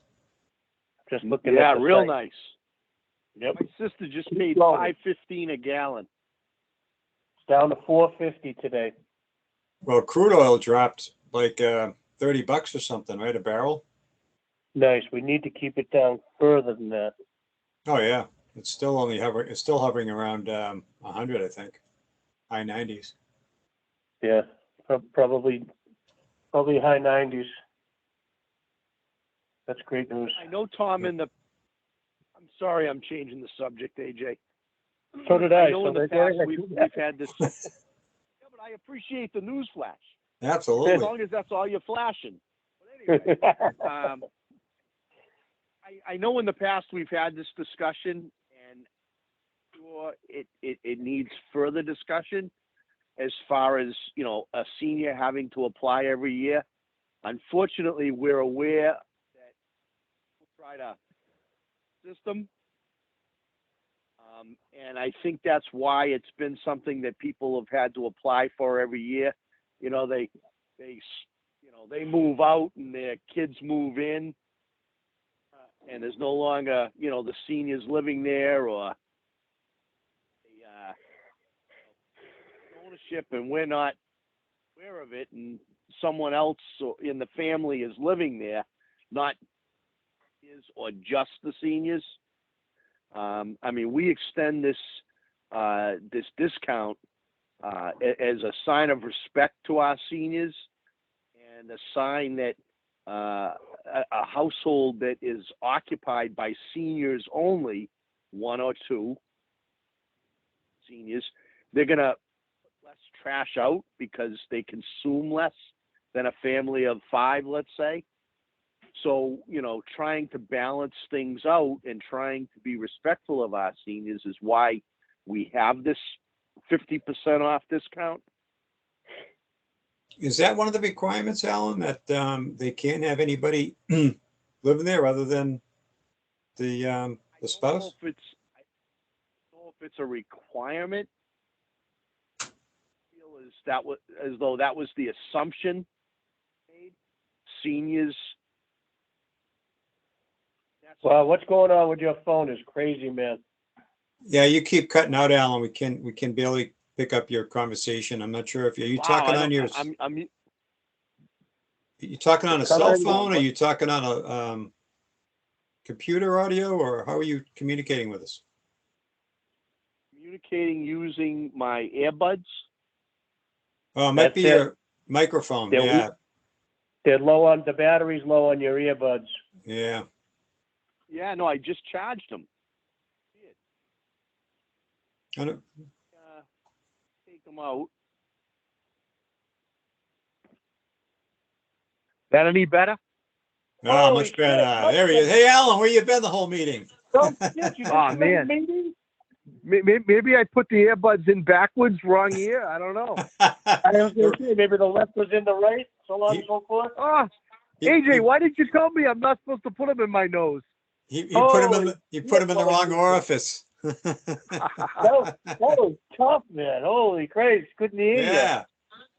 That's probably why you were getting cut off a lot tonight, Alan, because no one could hear you. We thought you weren't talking. I apologize. Back to the senior discount. Yeah. I mean, it's definitely it's a 50% discount. It's a show of respect. I'm sure the assumption was made that 1 or 2 seniors living in a house are going to generate less trash. This is an opportunity to cut their rate, show them some respect. But unfortunately, eyes wide open here. We know that people try to circumvent the system and try to take advantage of that 50% discount.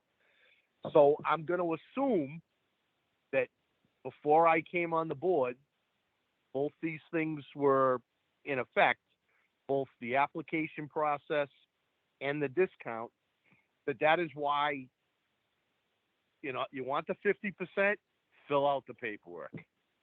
It's a 1-page. It doesn't take that long. Just fill it out.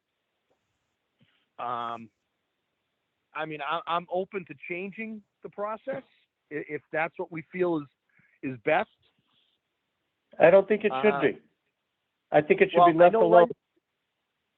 Right now, we're having all we can do to keep up with what we got. So, it all comes down to who's gonna do this. Hopefully, the new person Kim's going to supply us with. Well, again, I understand, I understand the concern for validation and making sure that, the right people are getting the right, taking advantage of the program in the correct way. But I could see maybe where Jody may have a point in terms of a customer service perspective. And if there is another mechanism where we could validate that the senior is still there after submitting the application, multiple years down the road, one less thing that they have to do. So I guess Did, I'd see did- kind of, Did Missy use the assessor's notes or did she use the census? yeah, I'm not sure. I believe assesses. Okay, because if you use the census, well, I guess that would only, I'm gonna say if you use the census, that comes out every year or every third year? Thought it was every year. Every But year the she- census maybe comes it is. out. Yeah. Yeah. Okay. I mean, maybe we're not using the right data source.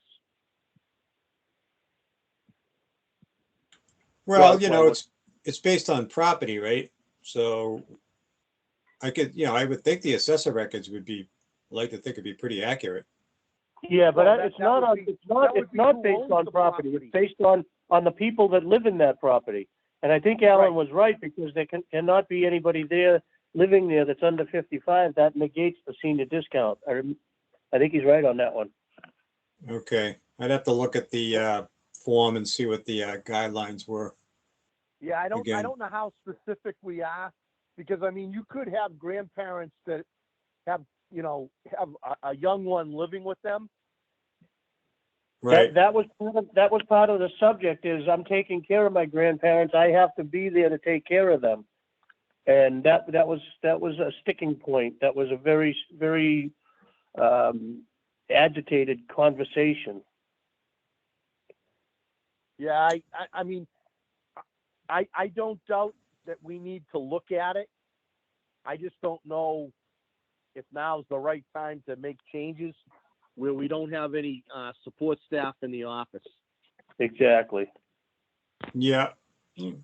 Well, yeah, I get your point on that. Maybe for now we leave the basic, the general process in place, unless, like I said, unless something comes to us, from Jody or whatever that says, hey guys, we can make this even simpler for you guys and make it simpler for the resident by doing this.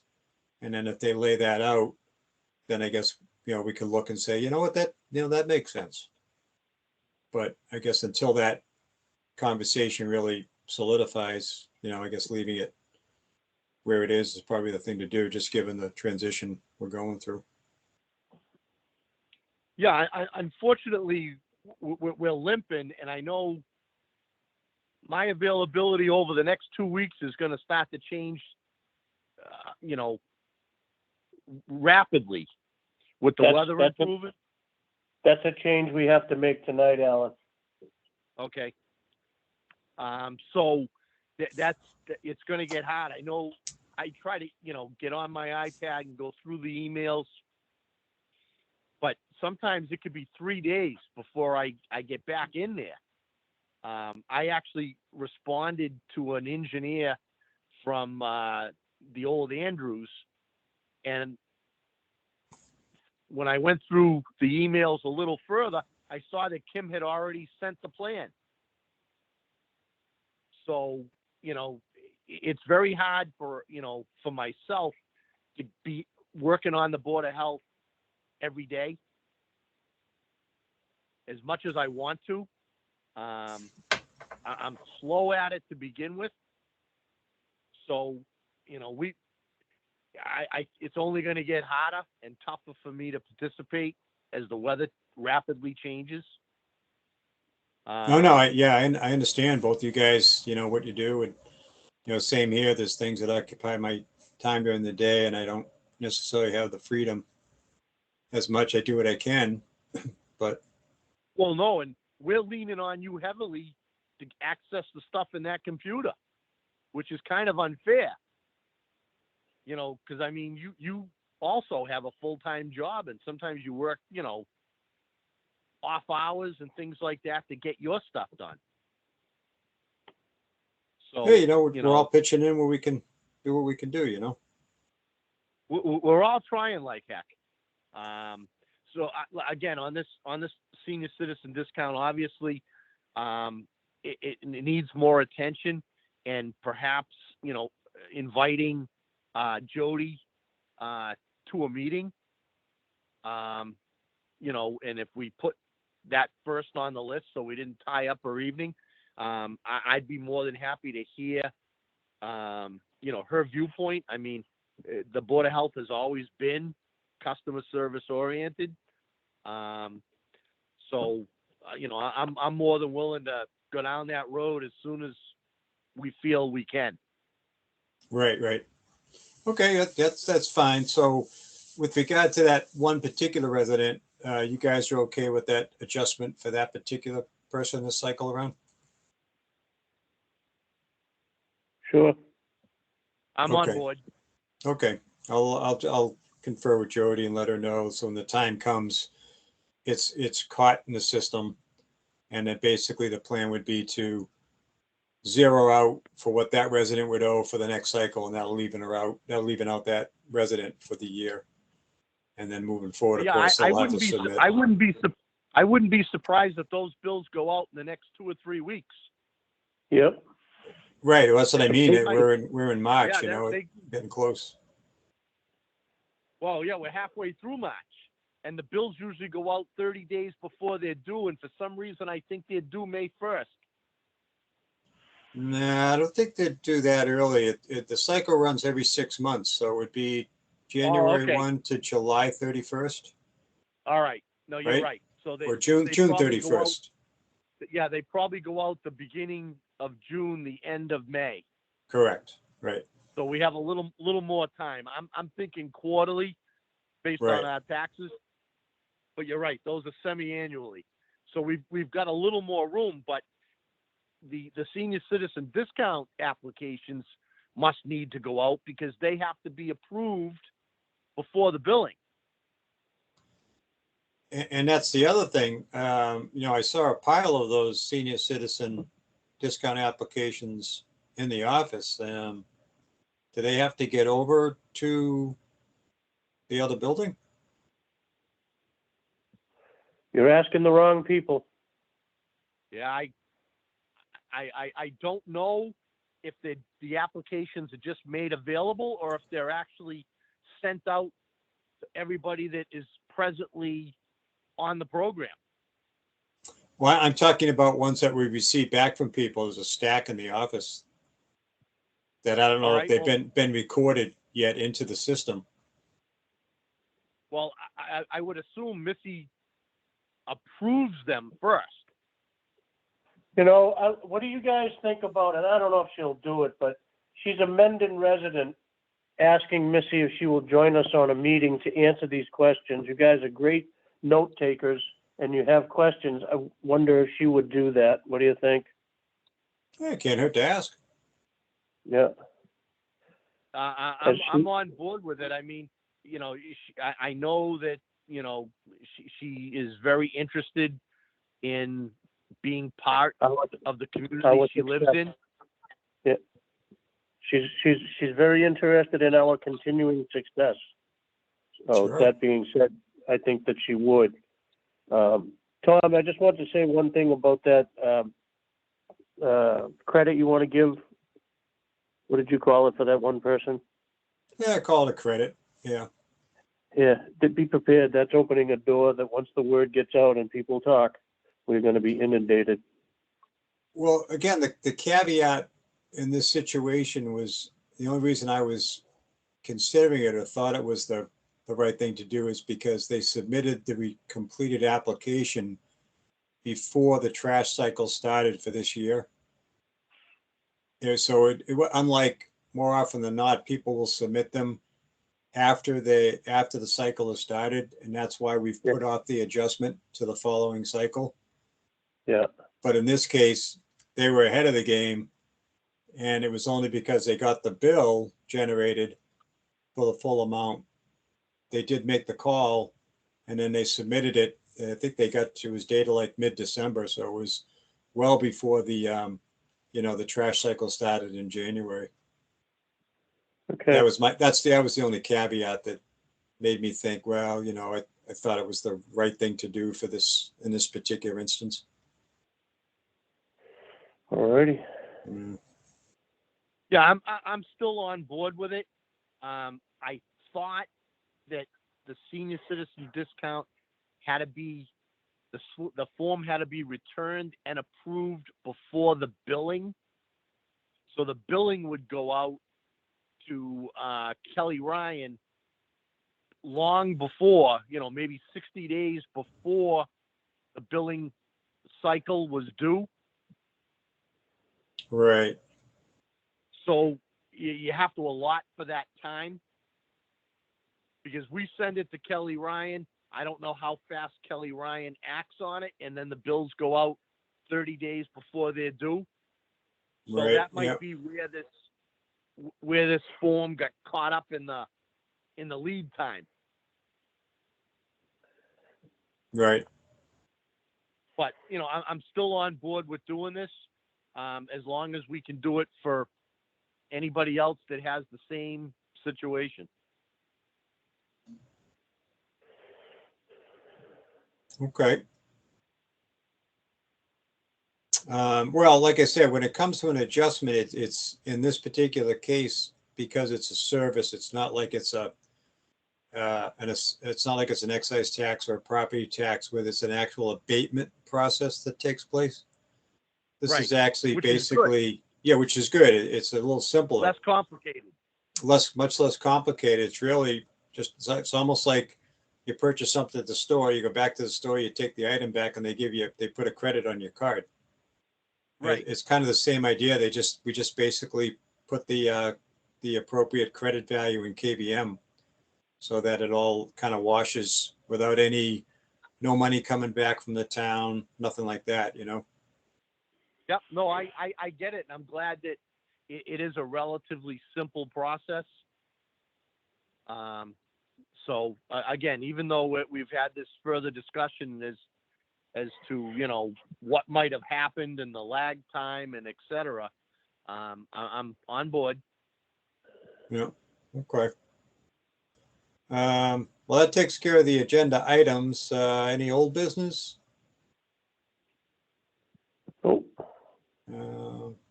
Any other topics that anyone has they'd like to discuss?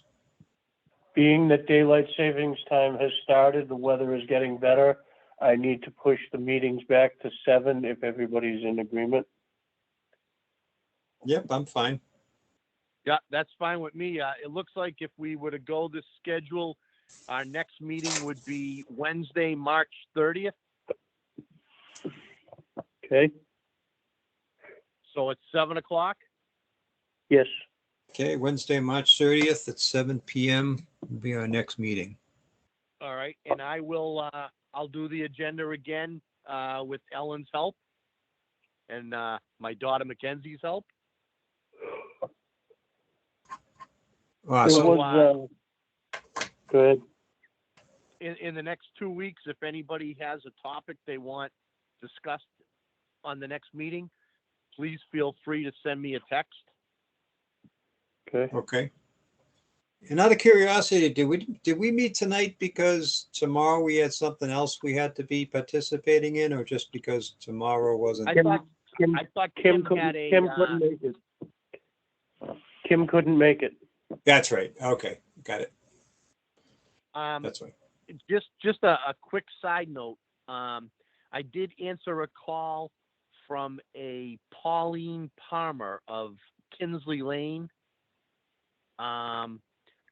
Something about the old ice house on the lake.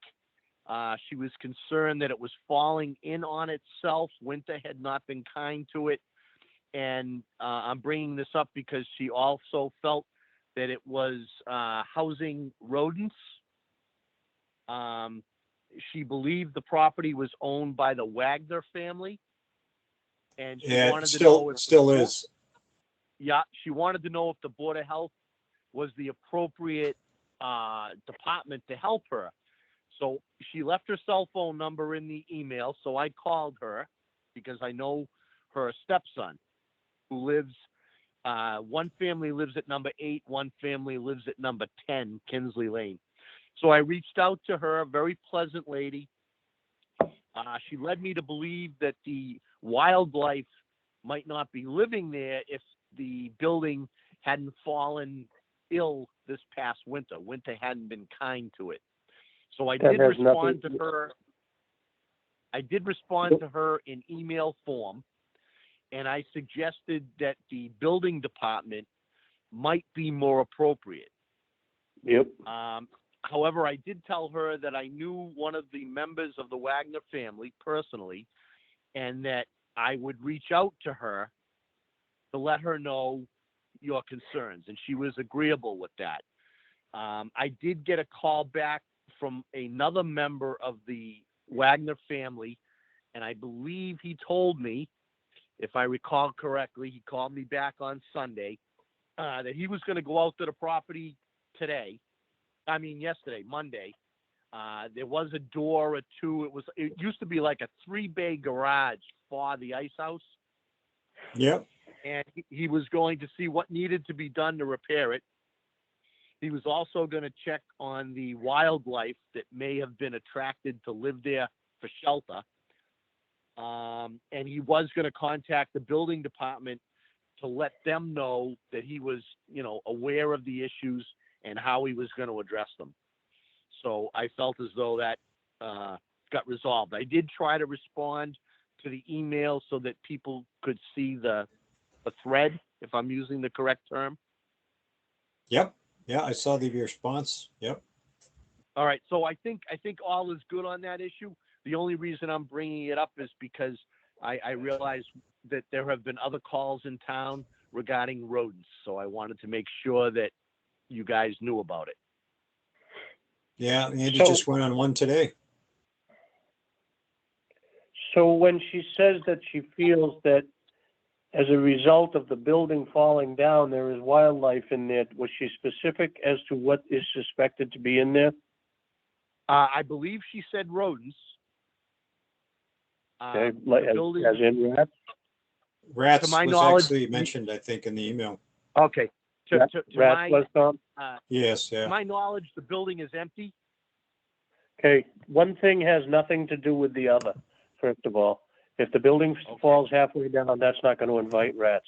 If they're there, they were already there, just as a point of interest. They were already there. They're not saying, oh, look, easy access, because they'll get in if they want to. So that one has Okay. nothing to do with the other, just for your own knowledge. Secondly, All thank you for that. And I would start with building, and if building went there and had suspicion of it, that would be eyes on the scene. And they referred to us and said, yes, we in fact did see signs of vermin. We think you should check it out. Then we possibly should. And that request should be done by email for a paper trail for documentation. Currently, unless she emailed us, I know, what did you say? She emailed or called, Alan?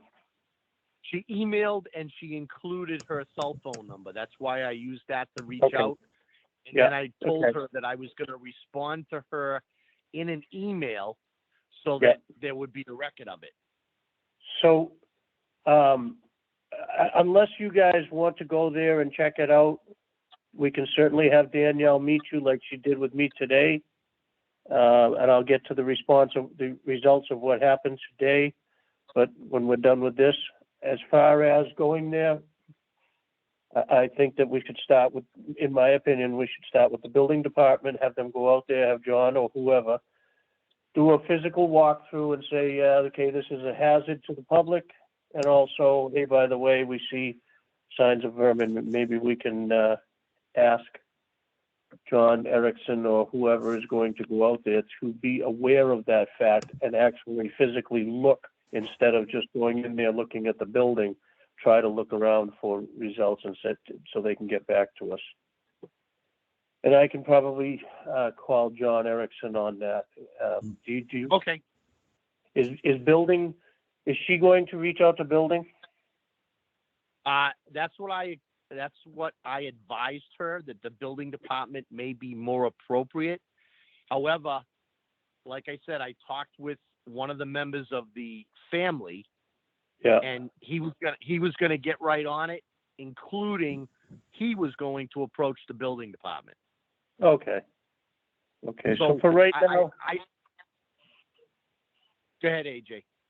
for right now, I think it's being handled. And if we have any reoccurring complaints, then we could check on it. It's not like I'm trying to push it off. I just want to see where it's gonna go. That's fine. Okay. The only reason I brought it up is because I knew there were other issues in town involving rodents. Yeah, and I'll get to Because that. I felt after the building owner or one of the building owners reached out to me that it was being taken care of. Okay. So if we're done with this one, I can go to the next one. Are we done with this? Yes. I'm good. Thank you. So Ernie Horn called me and asked what the proper chain of response, who to reach out to for suspected vermin, an example, rats at a property. And I said, Board of Health. And he said, okay, here's the deal. His ex-wife Chrissy's house and her new husband on Gaskell Street are neighbors to the people that live in the Taylor's old house that has all the goats and ducks and chickens and geese. And Chrissy's dogs come home with dead rats in their mouth and bring them into the driveway, into the yard, and sometimes into the house. I said, okay, well, that's not good. Let's check it out. So I got in touch with Danielle, and I called and requested an officer to join us, and Guy Klukowski joined us today at 2:00.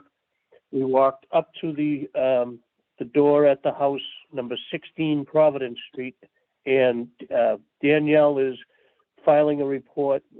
She's going to be emailing the BOH office with the results of our visit. We walked up to the door. I knocked on the door numerous times, opened the screen door, knocked on the door. Nobody came to the door. There was a car in the driveway. Went around to the front. The front door is not used. The entire yard is immaculate. Every single pen, every single cage is all the wire, all the fencing is up straight. It's not sagging. It's not hanging. There was no manure whatsoever on the property. All underneath all of the pens, which there was probably 15 to 20, maybe a little bit more, maybe 24 rabbit hutch type cages where they're up above the ground, 3 feet or so to the bottom of the cage, and then a shelter over it. So you're familiar with what like a rabbit hutch looks like. Underneath, every single one of them was limed. There was lime spread. It was very, very clean. Everything was raked. All the walkways between all the pens was raked immaculately. There was a barn behind the house. The door was open. Brand new, fresh shavings. Not an ounce of feces at all on the floor. It was absolutely incredibly impressive. And Danielle and I had a conversation about the whole thing. There was not a single whiff of odor coming from anywhere on that property. We walked around down back, and as Danielle put it, without the permission of the property owner, we can't very well walk up to the pens or the cages. She said what the rule of thumb is, you can walk wherever a postman can go, a mailman can go, a postperson, whatever, and go from the street to the house and then back in a direct line. That way and Guy was in agreement that is a good policy to maintain if we ever go to a property. If we have the homeowner's permission, property owner's permission, we can walk into the barns, around the barns, so on and so forth. You get my drift. So we walked down back to the street at Gaskell Street, took a left and walked towards Chrissy's house, and the sheep pen was spotless. The pastures, the little tiny pastures that they're in, there was nothing. I mean, absolutely nothing. There was nothing in the open fenced-in area where all the ducks and geese are. It was beautiful. It was really incredible. I can't impress enough how beautiful it was. And on Chrissy's side of the property, between Chrissy's driveway and the back of these pens, there's an area that's probably 60 feet wide and goes up towards Providence Street, towards the little wooded area there, and it goes to like a triangular point. It's a low-lying area. It's probably just water runoff from the yards. It's not a brook or anything. The brook is down further. In that area, there is a compost pile type thing that had some straw in it and some shavings, and it was very clean, and it was limed, and there was no odor whatsoever there. So that being said, that's all I got. She's going to email us so we can file a report somewhere for that address. We did respond to the complaint. I called Ernie, told him he was thankful. He was going to relay the message to Chrissy, and I'm done. Very nice. Very nice. I happen to know the gentleman that lives there a little bit. Very nice gentleman. He does, I believe, have a hearing problem. What? Yeah, that's it. So if Alan was thinking for a minute, Tom, you know. He was. Yeah. Yeah, you definitely caught me off guard there, AJ. But he loves those animals. Yeah, it's evident. It's evident. The place was absolutely gorgeous. We ought to send him a letter and compliment him on the immaculate way that he keeps his. So you Really? guys are like this. So Danielle and Guy and I are standing in Gaskell Street. We're down by the compost pile by Danielle's car, and we're looking at the two houses. And Danielle said, "Do you know if there's an issue between the two?" She points to the two houses between the two property owners. And I said, "The only way anybody could have an issue with Chrissy Horn, I don't know what her new name is, the only one that could ever have an issue with her would be Ernie Horn, and he really doesn't matter." Guy just about peed himself laughing. I told Ernie that too. Yeah. He goes, "Yeah." He says, "Yeah, I figured he would be laughing." I said, "I told him that." Yeah, I went to school with Chrissy. Isn't she a doll? Yeah, no, she was always a fun kid in school, and I hadn't talked to her that much, but a couple of years ago I was over David's house with the ducks, and so I went over and talked with her. She was out in the backyard. Yeah, she's a sweetheart. All right, gentlemen, if we're done, I'm done. Yeah, I think that's Sounds it good from to my me. perspective. All right, so do I have a motion to adjourn? I make a motion to Motion. adjourn. I'll second. I second. Okay, gentlemen, thank Nice you very job, much. guys. All right, take care. Thank you. Let's, We'll Yeah, see you let's hope we get Thursday, some, Andy. Yeah. Bye, good Alan. night. Good night.